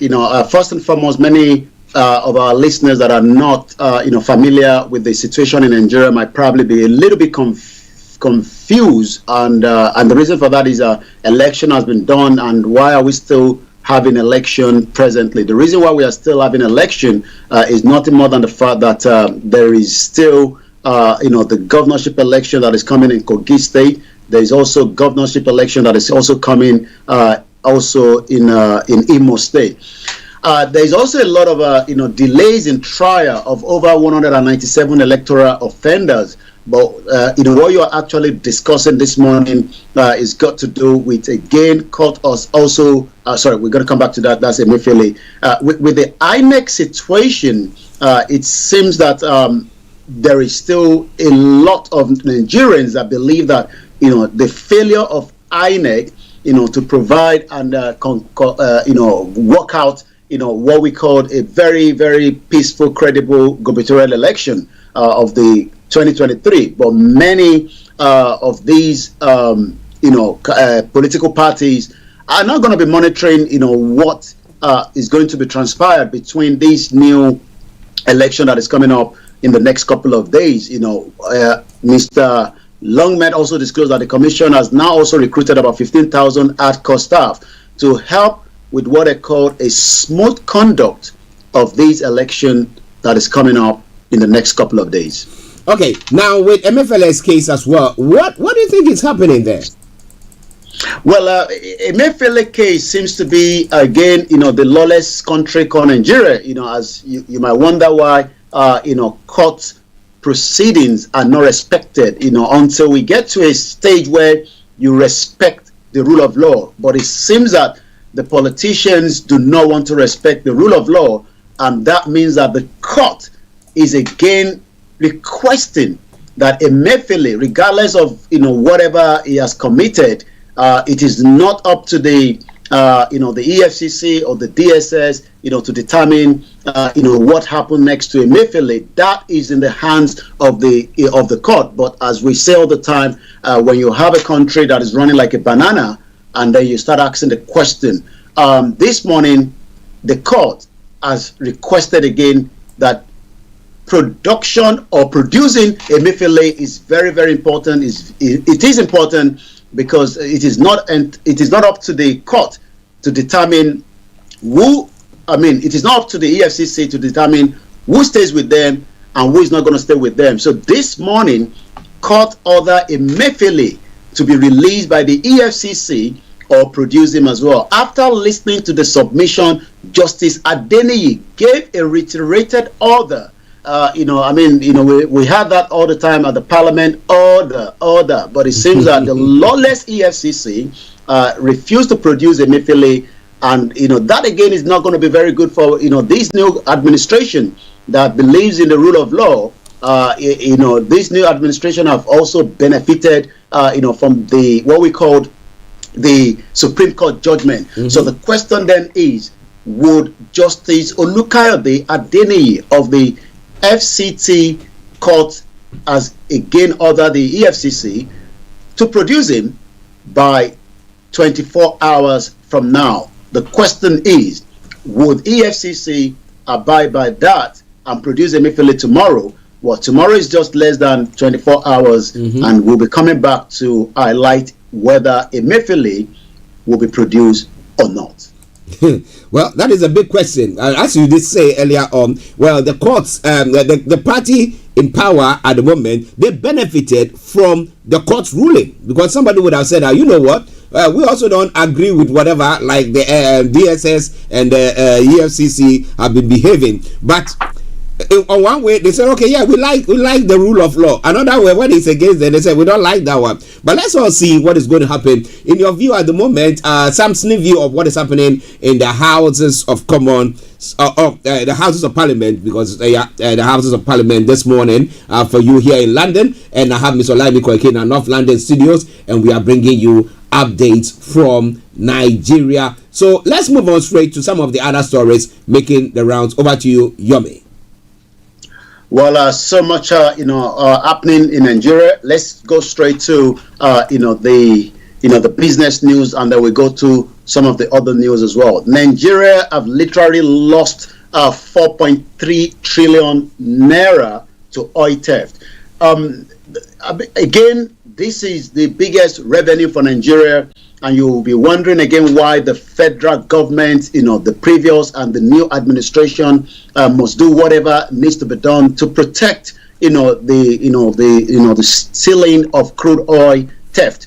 It is something that is done through the local partners and the foreigners. When it comes to what is happening, again, the security might not have to tell us that they are not aware of some of these atrocity that is taking place this morning. So let's take a little bit of dive into that, because again, when it comes to this sector, remember that I was reading an article that was sent to me, this morning, and I'm going to be probably talking about that, tomorrow on the Niger Voices. And what we're going to be discussing is, how did we get to where we are now have to bring in crude oil from Saudi Arabia and also Venezuela to the Kaduna refinery? The reason for that is the Kaduna refinery, can only produce certain type of crude oil. I'm not sure many Nigerians is aware of these, but I'm going to be elaborating a little bit more, like I said, during the Niger Voices tomorrow, because it was mind-blowing for me as well to be able to find out that, we have a refinery, but we do not have the right content to travel to it and then produce. So we have to rely now on, crude coming from Venezuela and also from Saudi Arabia. So let's go back again to the theft of. Now, Yomi, just hold on there. Just hold on there for a minute. Now, when that refinery was set up, was it set up to use the crude oil from Nigeria? That's a question that some people are asking at the moment. Was it set up to use the crude oil? I mean, that is what blew my head off, because, when I was reading that this morning, I was almost lost, trying to figure out how did we end up building a refinery that cannot produce what we have, and then we have to rely on another crude oil to be imported into Nigeria so that that refinery can function. You can see why the 4 refineries, and I can also say that from that particular article and the analysts on the ground, I am not sure that what the president told us with the Port Harcourt refinery coming back up in the next couple of months is definitely going to be coming up as well. It is sad. It is sad because I don't get it. Now, we call something in economics location and localization of industry. So if I set up an industry here, I know that the raw materials are there to feed it. That's why I located it there. So I go and set maybe a popcorn farm, a popcorn factory in a place where they are growing corn, so that I can just maize, so that I can just use that to feed the factory. But this is a case where we build the thing there. Why can't we use our own or put a machine or the equipment in there that can use our own produce from there? But rather we have to now import.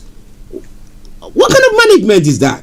Well, it just shows the lack of honesty from those that have decided to manage the affairs of Nigeria from when we took it back from the independent from the British as at the time, and we went back into democracy in 1999, and like I said, it's just a complete total mess that we can't have a refinery that can then refine what we have we then have to rely heavily, and I say heavily because, like I said, this is something that I'm going to have to talk about tomorrow, because I am getting to know about it myself today, and I'm not sure whether many Nigerians are aware of it as well.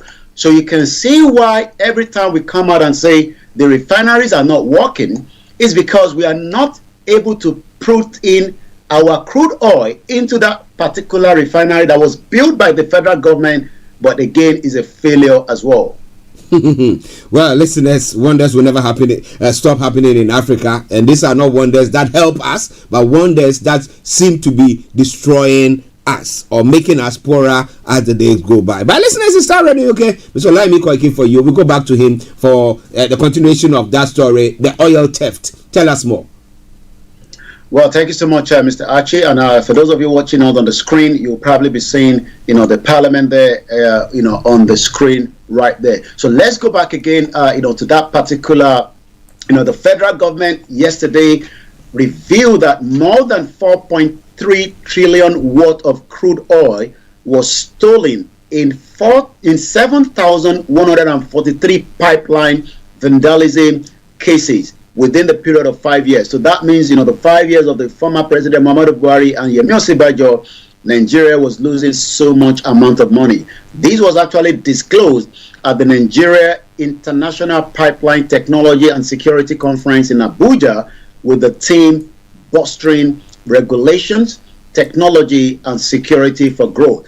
And as you're talking about security, it takes me straight to, America advisory to their citizen not to be going to Nigeria if it's not really, really important. And if it's going to be something that you definitely have to be in Nigeria, the advice is take a very low profile and avoid major cities and major hotels. These, I was actually analyzing it yesterday, trying to pin and put out, maybe America is aware of certain information that, the federal government is not aware. But I can tell you that, the federal government has literally, by the Minister of Information, it is no longer Lai Mohammed, but we have a new Minister of Information as well. Let's first go back and look into why America, is giving these, advisory to their citizens that might be thinking of traveling to Nigeria anytime soon. This came out just about some 72 hours ago, and it is becoming a very, very big news in Nigeria right now. And I'm looking right now from the U.S. Embassy and the consulate in Nigeria. It says, and I quote, bear with me, let's see if we can get that back again. Once again, a very, very good morning. The U.S. alerts citizens of a threat to major hotels in Nigeria. The United States issued this warning in an emergency information for the American citizen that was dated November 3rd. According to the message, the United States has alerted its citizens in Nigeria of a threat to major hotels in larger cities of the country. The U.S. issued this warning in what is called the emergency information for the American citizen, adding that the Nigerian security agencies are working to counter the threat. It also advised the U.S. citizen to exercise vigilance at major hotels, be alert of their surroundings. Most importantly, keep a low profile. If possible, review the travel advisory for Nigeria before you check into any of these hotels. The U.S. government says is aware of a credible information that there is an elevated threat to major hotels in the Nigerian larger cities. I'm sure you remember 2005, July 7/7, Mr. Archie, where about 55 innocent lives were lost to terrorists in this country. 770 innocent people also have been affected. Some also has to be a life-changing as well. The question is, will the federal government take this advice? Well, this is what the federal government says this morning. The travel advisory would discourage foreign investment to Nigeria. This is coming from the federal government. You'll be wondering why the federal government thinks that if there's a credible information that there's an imminent attack on Nigeria soil, on the Nigerian territory, and the federal government is talking about, travel advisory will be discouraged. I expect the federal government to say, we are doing everything possibly best to look into this, credible information from their partner, America, and see how they can minimize, the issue as well. And for those of you that are watching us on the screen, right there you can see, King Charles making his way into, the parliament. And likewise, as you can remember, he just returned back from Kenya on that trip. He argued, I'm talking now about the Minister for Information, the federal government has literally kicked against the travel advisory issued by the United Kingdom and the United States to their citizens in Nigeria, claiming it will create unnecessary panic and discourage investment in the country. I'm not sure whether investors would like to invest in a country where security is a threat. And I can confirm again that as we continue to monitor on a daily basis the amount of insecurity that is going on in Nigeria, let me take us to Plateau State, where troops arrested 19 suspected kidnappers. That shows that the troop will be able to work if they have the right intelligence, if they're able to act on it as quickly as possible. And like we say here in UK, see it, say it, sorted. Troops of Operation Safe Haven in charge of maintaining peace in Plateau State have again arrested 19 suspected kidnappers in the state. This is coming barely 2 weeks after the troops arrested 73 kidnappers, including terrorists who have been terrorizing various communities in the state. I am not sure an investor would like to move their money into Taraba State or into any part of Nigeria when there's an imminent threat in those communities. So let's go back again to what the Minister of Information and Orientation, Mohammed Idris, not Mohammed, Lai Mohammed, disclosed this yesterday during a meeting with the media executives and editors in Abuja. So what they are doing is, they're trying to change the narrative. I have said it again, this new administration would love to use the media just as the previous administration continued to tell us lies upon lies that Nigeria is a safe place. We know that there's problem around the world, but the most important thing is if the American is giving their citizens heads up, and that means that the federal government must also act. He argued that the government has always prioritized the safety of both the citizens and the foreigners, but according to the report, the UK also issued an advisory warning to its citizens against traveling to Kogi, Imo, Bayelsa ahead of the November 11 gubernatorial election taking place in the state. But the United States, like I said, gave those advice, and we hope, the federal government will be taking all precaution to protect and save many Nigerians. Let's go straight to some of those. Just a quick one on that one as well. Now, the statement that has been made by the federal government pertaining to the fact that they reckon that with this action is going to mean that they are going to lose investors, which is true. But as you say, if you want people to come into your country to come and invest, then you have to make sure that you put your home or your house in order, which they are failing to do. Are you catching me? Because security. I mean, they come out with this statement, and then you say that look, we found out, or the sources that they are talking about, we sent troops there, and therefore we can assure foreign citizens that look, you are going to be protected. Then it gives a bit of assurance. But they're saying that, oh, you know what, this that you are saying is going to actually affect investment in our part of the world. That doesn't make sense. I think the federal government is more concerned about investors and investment in Nigeria. We need a lot of that, especially at this very dire economic situation in the country where there's so many youths that are out there without jobs. The economy is driving, is going very, very in a different direction. The federal government is trying to stabilize it, which takes me again to, the next, headline, where we're going to be looking into, the Forex as well. Again, the dollar this morning is about 8,000. And again, let me also remind you that terrorists killed 5, adopted 7 in a fresh attack yesterday in Castina community. So the issue is that these terrorists are still on ground. They're still operating. We have about 1,000 porous border into the country. We don't have the right, equipment to fight it. The federal government, spoke with the German chancellor about last week, talking about security. The previous administration for 8 years failed, to tackle that insecurity as well. The attack of yesterday came again at about 10 p.m. in a neighboring Musawa local government in Castina, where 5 people were killed and 7 have now been taken away. That means that millions of naira would have to be paid, for this. Let's go straight now and look at again, if the federal government expect, country to work, you must also make sure that there is enough, stability to enable, production. And when there's a production, that literally means that, there will be more forex, there will be more opportunity for many Nigerians and also, investors as well. But as we go into the business headline at 11:35, again, Tinubu drive the domestic refinery, wants to end the importation. I'm not sure how that is going to happen. But according to the headline, the BDC operators caution currency speculators as the Naira gains a little bit. Like I said, it was about 1,500 last week. It has come down to 1,250 this morning for those of us that are living in UK. But if you're working with the dollar, that literally means that is about $1,000. It's still very high. And the whole reason is because Nigeria is not producing enough. We have about 5,000 containers that leave Nigeria without any produce inside. And that means that, that is not going to be helping the economy. We don't have a robust tourism. Many, international travelers would love to visit Nigeria because of the, the weather, because of the people. But unfortunately, their countries are saying, if it's possible, avoid going to Nigeria, and especially a country that doesn't respect rule of law. From the previous administration, I was a member of parliament here in UK talking about, behind me on the screen, the kidnap and the rendition of Nnamdi Kanu. So you can see that the problems continue to accumulate.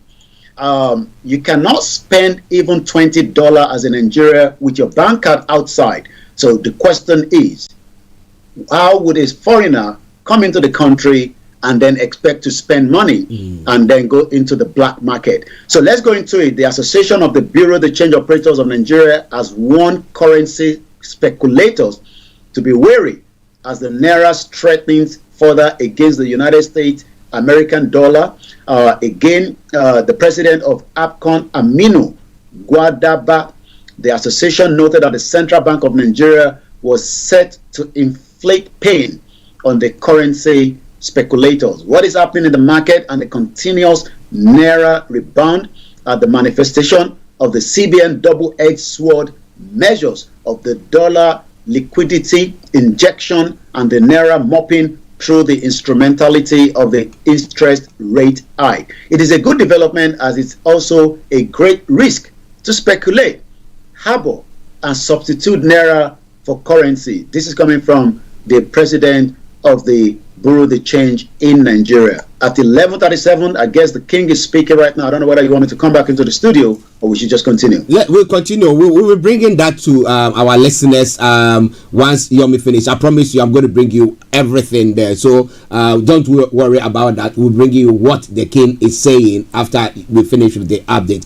But Yomi, let me acknowledge a couple of people. Tosino, massive good morning to you. I hope you are doing very well. And Russia is not too cool, right? Moscow. Anthony Adereji, massive good morning. Now, Comfort Olugonja says the country is already...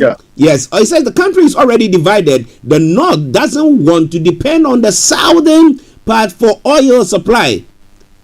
Getting prepared. Oh boy, oh boy. So is that what they are doing? So that Yomi, just she's saying that refinery that you're saying that they cannot use the oil from Nigeria, the crude oil from Nigeria, but has to be imported. Is it sited in the North? In the North, yes. Yeah, that's the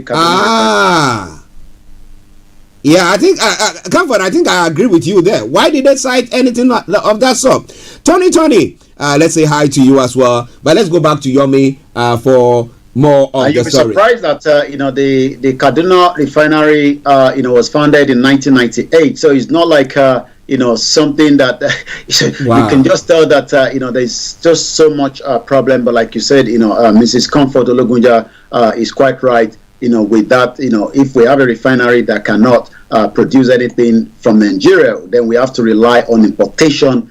That is a complete total mess as we speak right now. Wow. But we will continue with with the news coming from other headline this morning. It seems that an Irish chef wants to break Hilda Bassi Guinness World of Record for the longest cooking of marathon. I'm not sure why they're not even allowing her to enjoy it for the next 1 year. It seems that that is also becoming a news. Amnesty program trains 20 agitators in aircraft maintenance, and also the National Assembly are going to be training the MDA start in Abuja.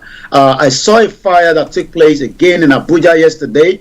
By the time the fire truck came, they were almost stoned and they had to drive off. It is not advisable for Nigerians to do such, but what they are saying is that it seems that the fire truck that is not too far away from where the fire incident was taking place, a whole Samsung store burnt all the way down. This was last night, and it seems that by the time the fire truck came, it was just too late to rescue anything there, and they decided probably maybe the best thing is to chase them away rather than allowing them to perform their official duty. What a very sad situation in the country. As we take one more from what is the trending news, and then I'm going to go straight to what is happening on the social media. Again, we talk about fire. 2 people died, others hospitalized as the fire got the Canadian High Commission in Abuja. The fire occurred when the tank of a diesel, again, Nigeria, when it comes to power, a country that doesn't have a stable electricity, every embassy also must have the backup generator. They can't guarantee a supply. They are ready to pay, but they can't guarantee. Why Nigeria is owing so much debt? I'm talking about the Nigerian High Commission in London. They're owing so much debt when it comes to certain, taxes here, especially I think the parking tax. I've heard that story a few times, but it seems that the Canadian High Commission, 2 people died. May their soul rest in peace. While they were trying to, put together diesel in the generator house containing 2,000 liters, it actually exploded. 2 persons died with the same number wounded when the fire got a section of the Canadian High Commission in the Federal Capital Territory, FCT, Abuja yesterday. Thick, dark smoke was seen spiraling into the sky from the tall, white diplomatic building located. Imagine if the Nigerian High Commission in London is also running on generator. So you can tell that power is a big problem. This actually happened in the morning, just about 10:45 a.m. yesterday. Report says that the 2 Meccano engines were being serviced by a man team from the JMD company. The fire occurred when the tank of the diesel in the generator that contained 2,000 liters literally exploded. And I guess we have an image of that. I'll be pulling that up, and I'm going to go straight to what is happening on the social media. It shows again the negligence of a country known as the most populous black nation with talented Nigerians across the globe, but we've been unable for the last 24 years to resolve power supply. That means that the rich and the poor will suffer that, and you can see how the 2,000 liters of the explosion that took place at the the Canadian High Commission yesterday in Abuja. May the soul of those that died rest in peace, and we hope the power sector will be well handled by this new administration of President Bola Ahmed Tinubu. Naira is trending this morning, and as you can tell, sometimes Nigerians says, we don't need the dollar. But you got to remember that whatever transaction you do in Nigeria today, you would definitely need that dollar. If you're buying your ticket, the airline expect to return their money back to their country, and that means they expect your government to pay in dollar and not in naira. So let's look at the naira trending this morning. Again, this is still the finest African and Caribbean radio station in London. Okay, I got Daddy Ahmed, Baba Ahmed Dati, the Vice President of the Labour Party speaking. We probably won't be able to get the audio, but he says, and I quote, "So far, Tinubu presidency has delivered disaster. Yusuf Baba Ahmed, there is nothing bold or special about making an appointment and the naira has fallen." Yusuf Baba, the former Vice Presidential candidate of the Labour Party. Well, it seems that there's still more trouble. I'm not sure why Davido is trending this morning. I know that, we talked about Sam Larry and Naira Marley yesterday, 20 million, but it seems that the nurse that gave the injection that led to the death of Mohbad has now been asked to be returned back again to the custody. This morning, according to Naira rate, US to the US dollar to naira is 1,045 naira 693 kobo. Do you know that in UK, I've just come out from the store coming back home, and while I was getting my change, I was still giving up to 5p. Yeah. Even in 1p, Nigeria, even 1p they will give you. And if you're buying anything as well, if you're short of 1p, you are likely not to be, because the computer doesn't recognize it. Yeah. So by the time you keep the money going in, it's waiting for the last 1p, and you are saying, please just allow me to take this new phone. You have to say, put no, it no, in. no, no, no, no, no, no, that is not what I've been told. The importance of these, I mean, this morning I gave a little bit of coin to my little ones. When they, each time they want this money, they say, "Dad, give me money," and I look at the 5p and the 1p. I say, "It's a big money. Just hold that." Mm-hmm. The importance of having these, coins is important in any economy, but it seems that Nigeria doesn't have that. And for the last years, the only time I saw these 5 kobo. Remember, that was during when Emefiele decided to colorate or change the naira into painting and whatever he was doing, and we saw banks coming out with these coins. And I'm asking myself, if we have these, why has it not been in circulation? But again, you can tell. So the pounds this morning is about 1,234 naira 74 kobo, but you will never see the kobo. €1 is 1,054 naira 764 kobo, and the Canadian is also 751 naira 57 kobo. Naira crashes, so many Nigerians are right there. Well, it seems that Reno Mokere is one of the former spokesperson during Jonathan. I believe he has so much money, but sometimes it could shake the table. You are happy when the naira falls and sad when it rises. You are all congregated around Arise People's Party as a citadel for anti-Nigerian sentiment. Together create an echo chamber of negative news about Nigeria, real or imagined. Don't you see what is happening to you with a question mark? You hate Tinubu enough to want to tank the economy for a candidate that can never be the president of Nigeria, for the Arise TV network that can never be the #1 streaming channel of Africa, as it lies in his logo. Well, you can say that Nigerians, battle it on the X page. And this is what Omoyele Sowore said 22 hours ago. This was when Nigerian politicians thought the Naira redesign policy initiated by the central bank might work. We can't get the audio out. And it seems that also the last one from Sarah Ibrahim, former first lady, turned to hippopotamus, eating country's money. It is not even 9 months yet. And this one, with stolen mandate, want to ride 1.5 billion naira SUV, upcoming hippopotamus.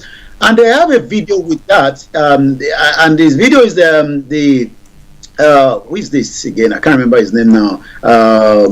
Doing a bit of exercise. So it seems that Nigerians are not really happy, with this situation as well. Well, again, there's a lot of controversy between the video and a young man called Abu.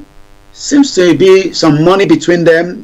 Things have not been done properly, and this has been dragging on for the last week right now. The video has a lot of followers, and every now and then they drag him on the social media. It also seems that the video, as some of those are also going to back him as well. So there's a young man called Black Man. I say, I warn you all, what was dragging for the 218 million naira in exchange for Yeye dragging, that is, if they even owe 218 million or not, he has wasted his case.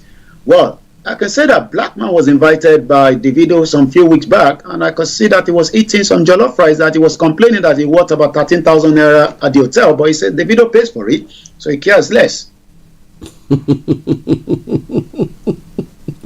Wonderful. That's what I would say there. Listeners, Mr. Olayomi Koiki, for you. I'm sure many people will love Davido to pay for a 13,000 naira jollof rice plate in a hotel. Why not? They call him Omolowo. His father is rich, and he's rich as well. So okay.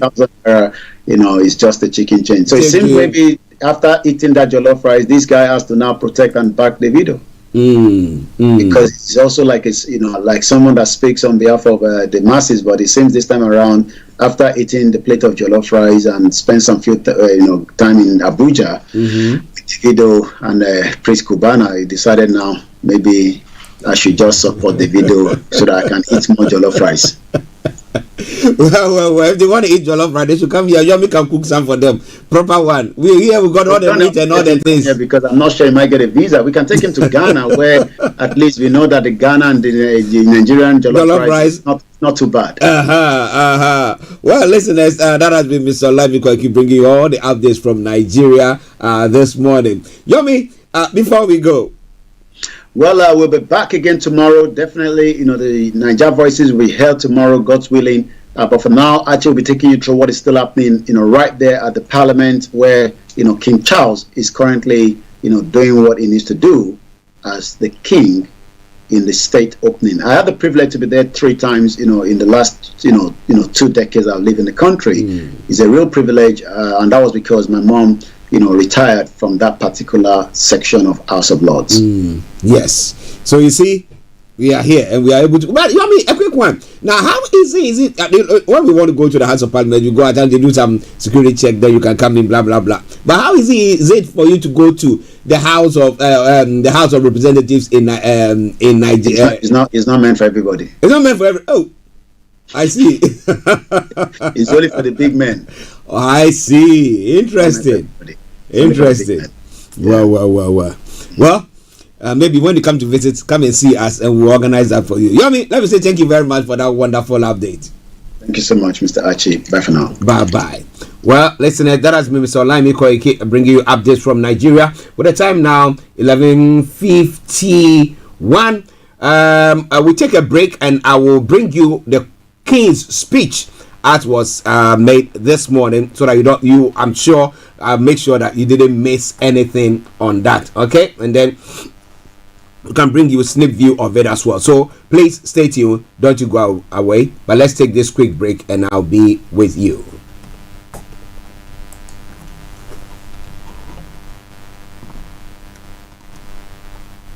Hi guys, this is your friend Uruj from SendWave. SendWave is a money transfer app that is used by people all over the world to send money to their loved ones in Africa.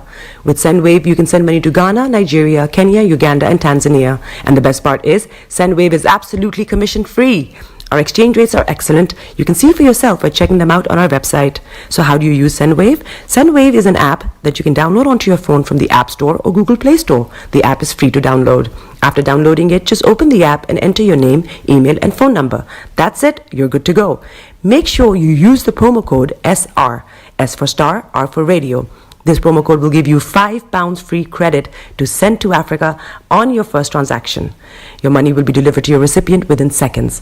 Feel free to call me on 0749 7377 647 at any time. I'll be happy to tell you all about SendWave and help you in any way I can. Remember to use the promo code SR for £5 free credit. Medasse. Hi everyone, it's your girl BB Clement, the author of How to Go From Employee to Entrepreneur and the host of your weekly business show, BB Means Business, the show where we discuss everything you ever wanted to know about business but you were afraid to ask. How do I start my business? How do I raise the finance? How do I grow my business? Where am I going to find my customers? Join me every Tuesday at 1:30 p.m. on Starr Radio UK to get all the information and tips that you need to become a successful entrepreneur and become financially free. Remember, don't let life dictate to you. Rather, put your signature on life.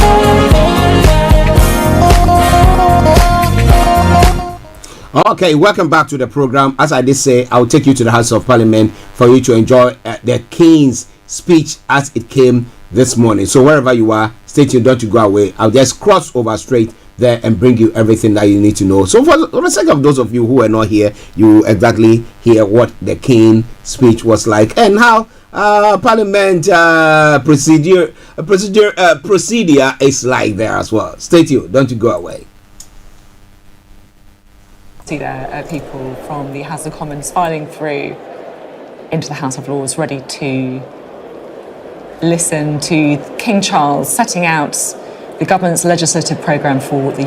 Within the cities and towns of the North and Midlands, prioritising improving the journeys that people make most often. My ministers will strengthen education for the long term. Steps will be taken to ensure young people very soon. And as was said, whatever's in the speech, they're definitely putting on a good show for us. So I think we can. Is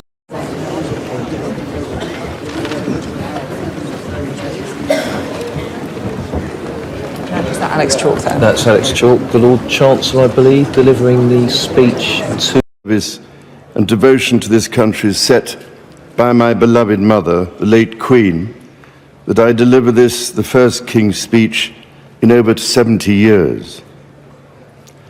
The impact of COVID and the war in Ukraine have created significant long-term challenges for the United Kingdom. That is why my government's priority is to make the difficult but necessary long-term decisions to change this country for the better. My minister's focus is on increasing economic growth and safeguarding the health and security of the British people for generations to come. My government will continue to take action to bring down inflation, to ease the cost of living for families, and help businesses fund new jobs and investment.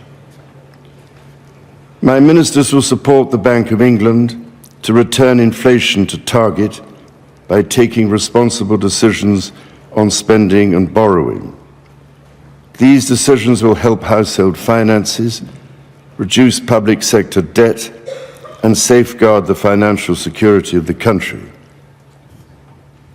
Legislation will be introduced to strengthen the United Kingdom's energy security and reduce reliance on volatile international energy markets and hostile foreign regimes.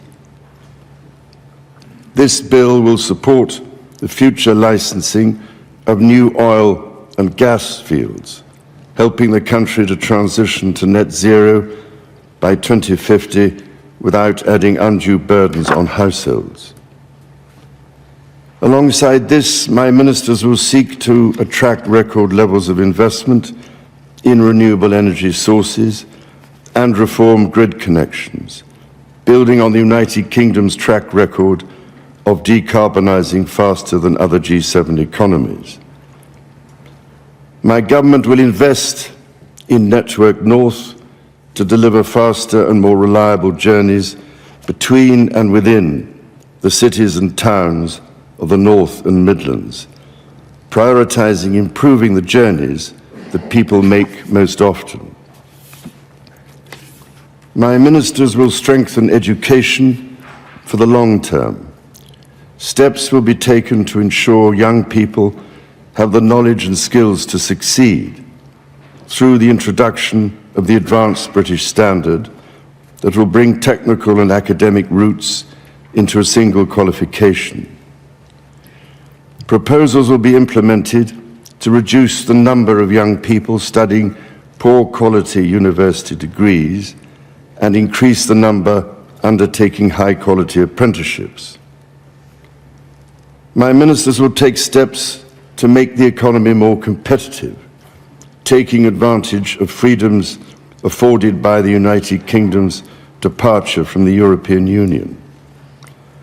A bill will be brought forward to promote trade and investment with economies in the fastest growing region in the world. My ministers will continue to negotiate trade agreements with dynamic economies, delivering jobs and growth in the United Kingdom. My ministers will introduce new legal frameworks to support the safe commercial development of emerging industries, such as self-driving vehicles, introduce new competition rules for digital markets, and encourage innovation in technologies such as machine learning. Legislation will be brought forward to support the creative industries and protect public interest journalism. Proposals will be published to reform welfare and support more people into work. My government will promote the integrity of the Union and strengthen the social fabric of the United Kingdom. Working with NHS England, my government will deliver its plans to cut waiting lists and transform the long-term workforce of the National Health Service. This will include delivering on the NHS Workforce Plan, the first long-term plan to train the doctors and nurses the country needs, and minimum service levels to prevent strikes from undermining patient safety. Record levels of investment are expanding and transforming mental health services to ensure more people can access the support they need. My government will introduce legislation to create a smoke-free generation by restricting the sale of tobacco so that children currently aged 14 or younger can never be sold cigarettes, and restricting the sale and marketing of e-cigarettes to children. My ministers will bring forward a bill to reform the housing market by making it cheaper and easier for leaseholders to purchase their freehold and tackling the exploitation of millions of homeowners through punitive service charges. Renters will benefit from stronger security of tenure and better value, while landlords will benefit from reforms to provide certainty that they can regain their properties when needed. My government will deliver a long-term plan to regenerate towns and put local people in control of their future. Legislation will be brought forward to safeguard the future of football clubs for the benefit of communities and fans. A bill will be introduced to deal with the scourge of unlicensed pedicabs in London. My government is committed to tackling anti-Semitism and ensuring that the Holocaust is never forgotten. A bill will progress the construction of a National Holocaust Memorial and Learning Centre in Victoria Tower Gardens. My government will act to keep communities safe from crime, antisocial behaviour, terrorism and illegal migration. A bill will be brought forward to ensure tougher sentences for the most serious offenders and increase the confidence of victims. My ministers will introduce legislation to empower police forces and the criminal justice system to prevent new or complex crimes, such as digital-enabled crime and child sexual abuse, including grooming. At a time when threats to national security are changing rapidly due to new technology, my ministers will give the security and intelligence services the powers they need and will strengthen independent judicial oversight. Legislation will be introduced to protect public premises from terrorism in light of the Manchester Arena attack. My government will deliver on the Illegal Migration Act passed earlier this year and on international agreements to stop dangerous and illegal channel crossings and ensure it is the government, not criminal gangs, who decides who comes to this country. My government will continue to champion security around the world, to invest in our gallant armed forces, and to support veterans to whom so much is owed. My ministers will work closely with international partners to support Ukraine, strengthen NATO, and address the most pressing security challenges. This includes the consequences of the barbaric acts of terrorism against the people of Israel, facilitating humanitarian support into Gaza, and supporting the cause of peace and stability in the Middle East. My government will continue to lead action on tackling climate change and biodiversity loss, support developing countries with their energy transition and hold other countries to their environmental commitments. The United Kingdom will continue to lead international discussions to ensure that artificial intelligence is developed safely. My government will host the Global Investment Summit, the European Political Community, and the Energy Conference, leading global conversations on the United Kingdom's most pressing challenges. I look forward to welcoming His Excellency the President of the Republic of Korea and Mrs. Kim Keon-hee for a state visit later this month. My government will, in all respects, seek to make long-term decisions in the interests of future generations. My ministers will address inflation and the drivers of low growth over demands for greater spending or borrowing. My ministers will put the security of communities and the nation ahead of the rights of those who endanger it. By taking these long-term decisions, my government will change this country and build a better future. Members of the House of Commons, estimates for the public services will be laid before you. My lords and members of the House of Commons, other measures will be laid before you. I pray that the blessing of Almighty God may rest upon your counsels.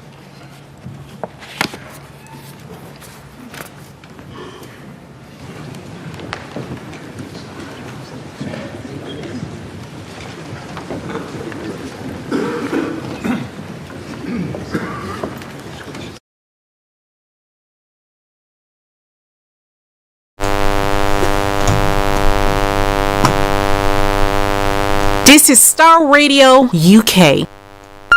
All around the world. Everywhere you go, Afrobeat reggae dancehall taking over.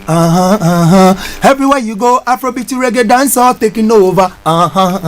Yo, what's up, people? This is a boy Raskin Bobo One. Tune in every day, every night at the Starr Radio UK with the big man them Archie. When I say Orta, you say fire. Welcome back to the program. It is Starr Radio UK. 7 minutes by the top of the hour. We are already pressed with time, but at least I made you enjoy all the King's speech to the opening of Parliament this morning. Yes, it's now gone 7 minutes past 12, and it is the Tuesday edition of the morning show. As I did announce this afternoon, exactly at 1:30, BB Clement will be coming away with BB Means Business. Are you going to fly higher, or like aim at the sky, the stars, and then shoot at it, or you keep your head down or bow down your heads and be looking at the ground or the floor, and that will not go anywhere?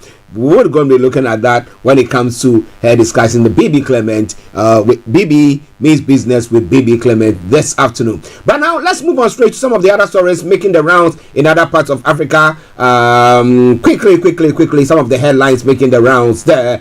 Libya has deported 600 undocumented Egyptians.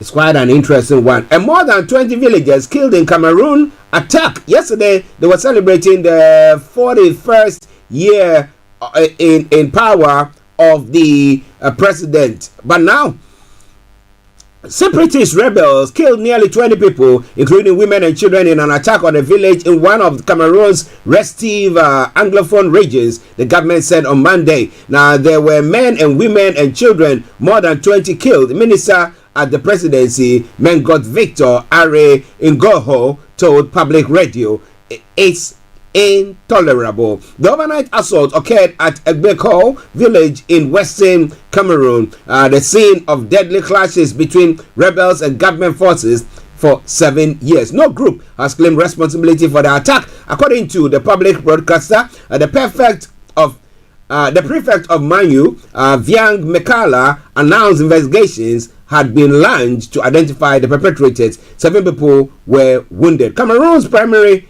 primarily English-speaking Northwest and Southwest region, have been grappled or gripped by conflict since separatists declared independence in 2017. But it's all coming your way from Star Radio UK. And police have arrested suspect over Cyril Ramaphosa farm robbery. Let me bring you that as well. 2 men have been arrested in connection with the theft of foreign currency that was stuffed under a sofa cushion at South Africa's President Cyril Ramaphosa's Fala farm in 2020. The suspect is expected to appear in court today. Now, police spokespersons Katlego Mugali said they are planning to arrest a third person. The farm gate controversy first came to light when Arthur Fraser, the former head of the country's state security agency, filed a criminal complaint against President Ramaphosa last year. Mr. Fraser accused the president of bribery, money laundering, and concealing a crime in relation to the alleged theft at an estimated £3.2 million from his farm. Well. The arrest of these 2 individuals and the planned arrest of the third person, how would that work for the president? Is it favorable to him, or is it going to go contrary to what he wants to do? It's all coming away from Star Radio UK. Now, in Niger as well, the military regime that emerged from a coup d'etat in Niger asked Togo on Monday to act as a mediator in its negotiations with international community, in particular with the West African countries that sanctioned it last summer. Now, Niger's Minister of Defense, General Salifu Mobi, held talks with Togolese President Faure Gnassingbé in the capital Lomé later in the day. Following the coup d'etat on July 26, the Economic Community of West African States imposed strict financial sanctions on Niger to pressure the military, who had overthrown elected President Mohamed Bazoum, to restore constitutional order. General Modi denounced these cynical sanctions and thanked Togo for continuing to talk with the military regime after the coup, unlike many other countries. So, has Togo broke the ranks? That's a question there, but it's all coming away from Star Radio UK, your favorite African and Caribbean radio station in London. Moving on swiftly. Now, Uganda's President Yoweri Museveni has downplayed his country's expulsion from the United States tariff-free trade program. Speaking on Sunday, he said Ugandans should not be over concerned by Washington's decision to remove the country off its list of African Growth and Opportunity Act beneficiaries, AGOA. Now, he said some foreign actors erroneously believe that African countries could not move forward without their support. Certainly, as far as Uganda is concerned, we have the capacity to achieve our growth and transform targets, even if some of the actors do not support us, Museveni has said. And somebody will say, if we have got our homegrown policies and everything, we can do it by ourselves. Was it last week when we had the Rwandan president saying that as a country, they are now allowing African countries to come in there without visa free. So you can come in as a tourist to come and see whatever thing that is going on, blah blah blah. And it was quite an interesting one. So what do you think about all that? Lots more going to be coming your way from there. It's all coming your way from Star Radio UK. It is your favorite African and Caribbean radio station in London.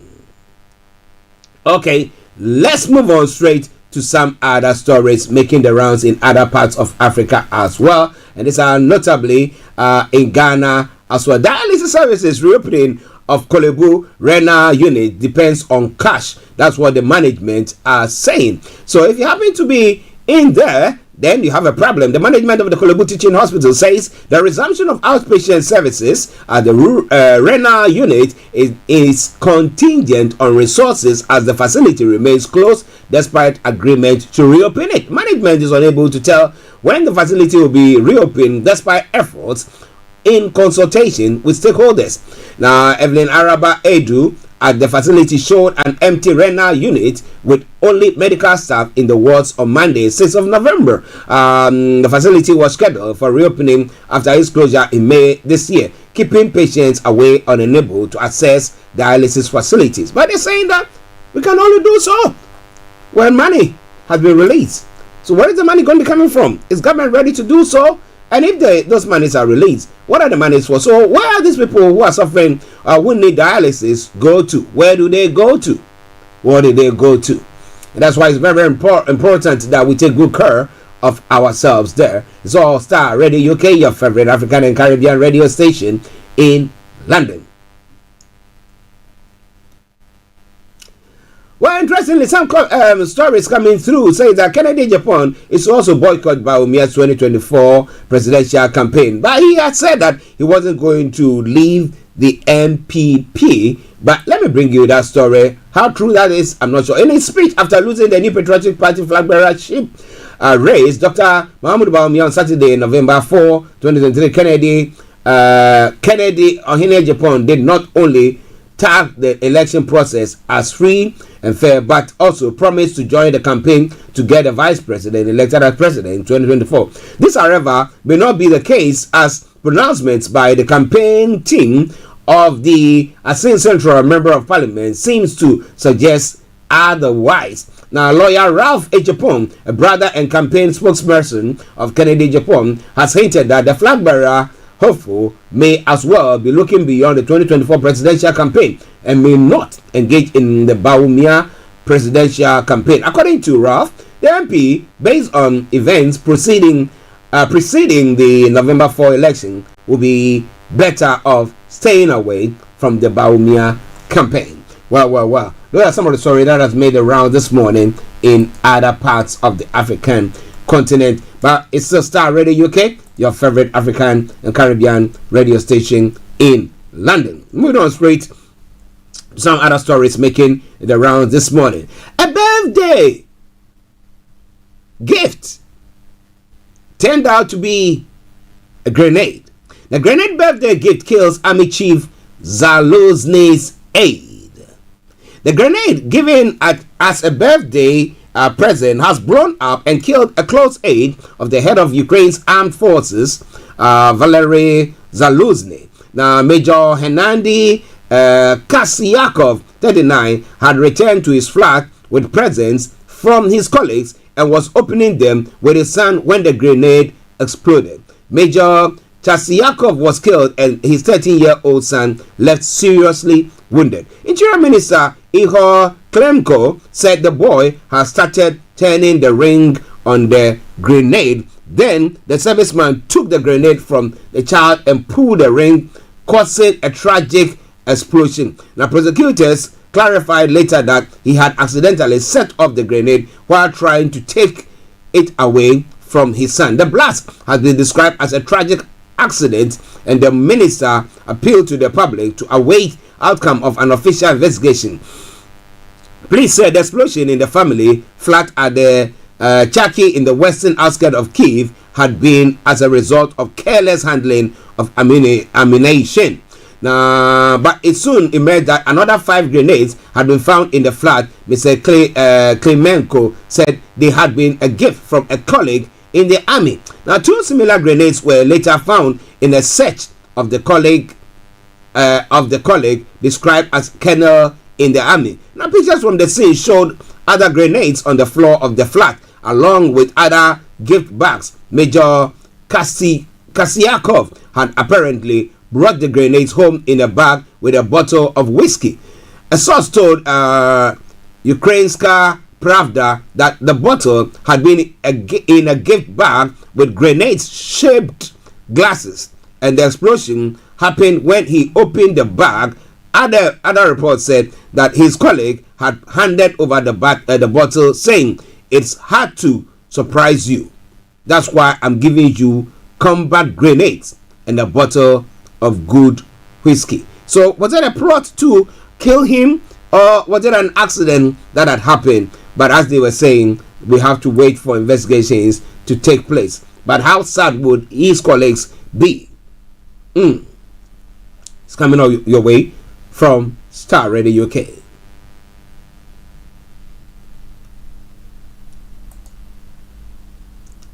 Now, a senior Hamas leader has refused to acknowledge that his group killed civilians in Israel, claiming only conscripts were targeted.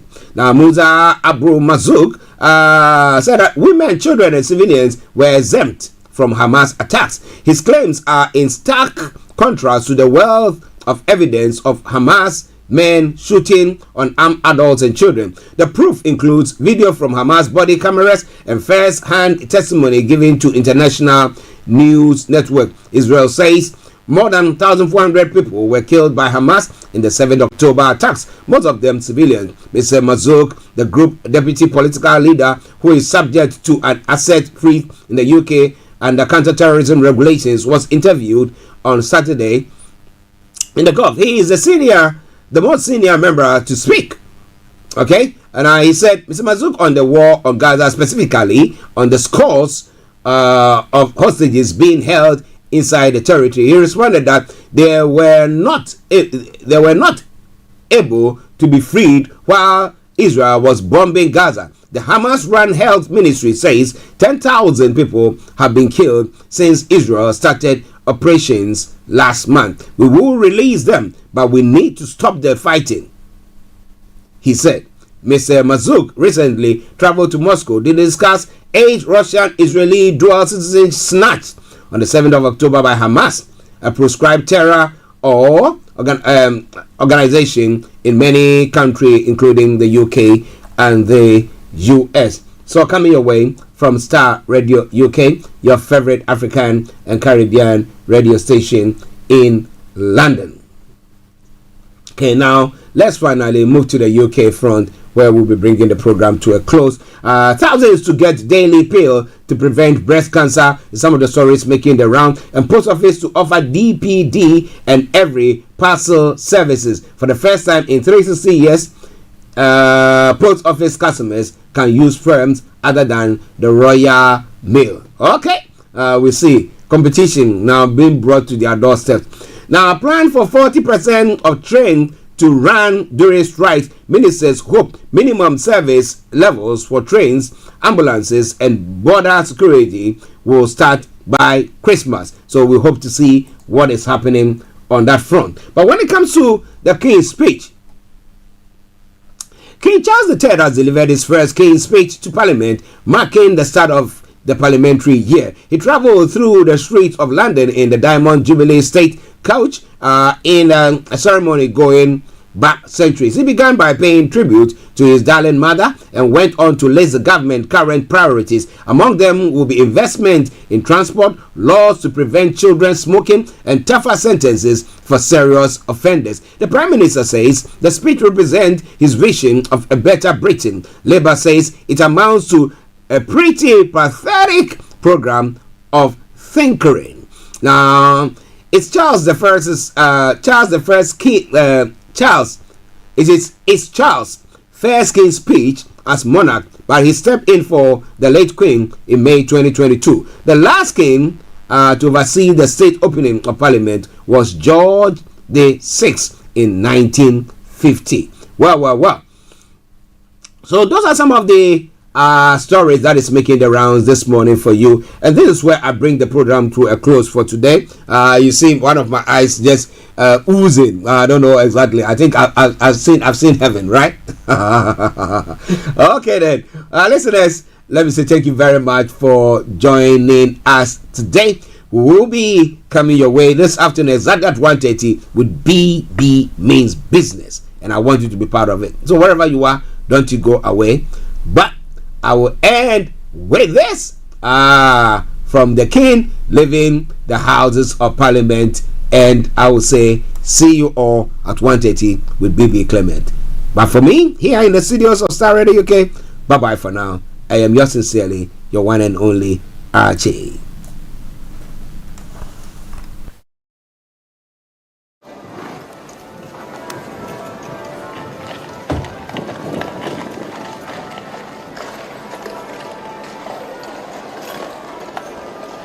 And Andrew, they'll now be making their way back to Buckingham Palace. Yes, I presume they'll be going back the same way they came, so along Whitehall, through Horse Guards Parade and onto the Mall and along there, which was the route they traditionally followed to come to the speech as well. And you can see the Royal Standard there being lowered outside Big Ben. What's the significance of that? Well, again, because this is the only day when the monarch can actually enter Parliament and take part in a parliamentary proceeding. The hoisting of the Royal Standard signifies that. So it's gone back down again. The portcullis has come down and they can't come here for another however long. And the carriage with the monarch inside now making its way in front of the Houses of Parliament, where of course there is that protest going on, Republican protest, almost part of the pageantry of the event. There's always a anti-monarchy protest going on. Ivor Bennett is there for us, and I guess the King will be able to see the people protesting, Ivor. Yeah, he will, absolutely, because the protesters here from the group called Republic have stationed themselves in a very prominent position here, right on the corner of Whitehall and Parliament Square, opposite Parliament. And there's a group of about 100 of them here with placards and flags. They're very prominently placed because they're also coloured yellow, so they're impossible to miss, and they have the words on them, "Not my king." In a moment, I'm sure they will be chanting those words too, as they were when the King came past on his way into Parliament. Even though there's not a huge amount of protesters here, they were pretty vocal, chanting "Not my king" and also booing. So I'm sure the King would have been able to hear that too. And as you can hear, they're starting up again here as they can see the carriage come into view. The organisers said they were expecting around 500 demonstrators. We're nowhere near that amount, but the ones who have turned up are certainly making themselves heard and seen. Even though it is vocal, I would say it's very civilised protest and operating within the area they've been afforded by police. There's a lot of police officers here keeping their distance, allowing the protest to take place. And here we go, the boos are starting now as King Charles and Queen Camilla come past.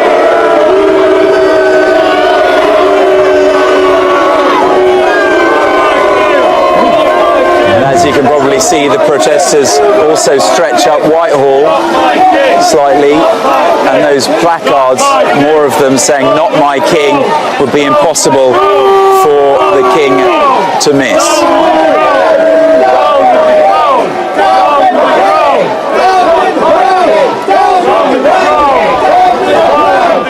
Thank you, Ivor. Well, you can see there the King and Queen making their way back to Buckingham Palace from the Palace of Westminster after delivering the first King's speech in 70 years, passing the small but vocal, shall we say, group of anti-monarchy protesters near Parliament and making their way back to Buckingham Palace, where Laura Bundock is currently. And Laura, politically, probably not a day to shift the dial, but it did feel like a moment in history, didn't it?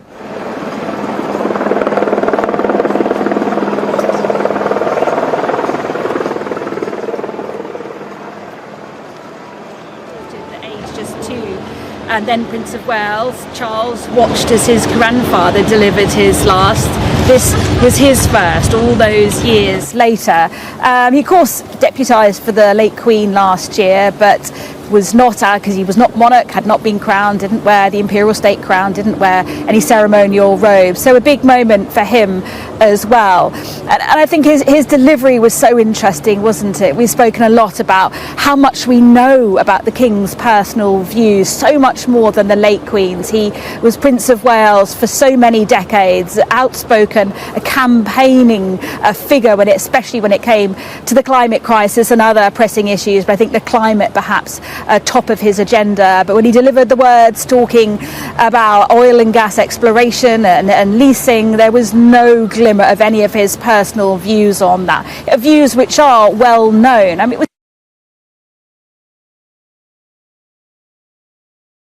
this year, remember, he was told not to attend by Liz Truss, something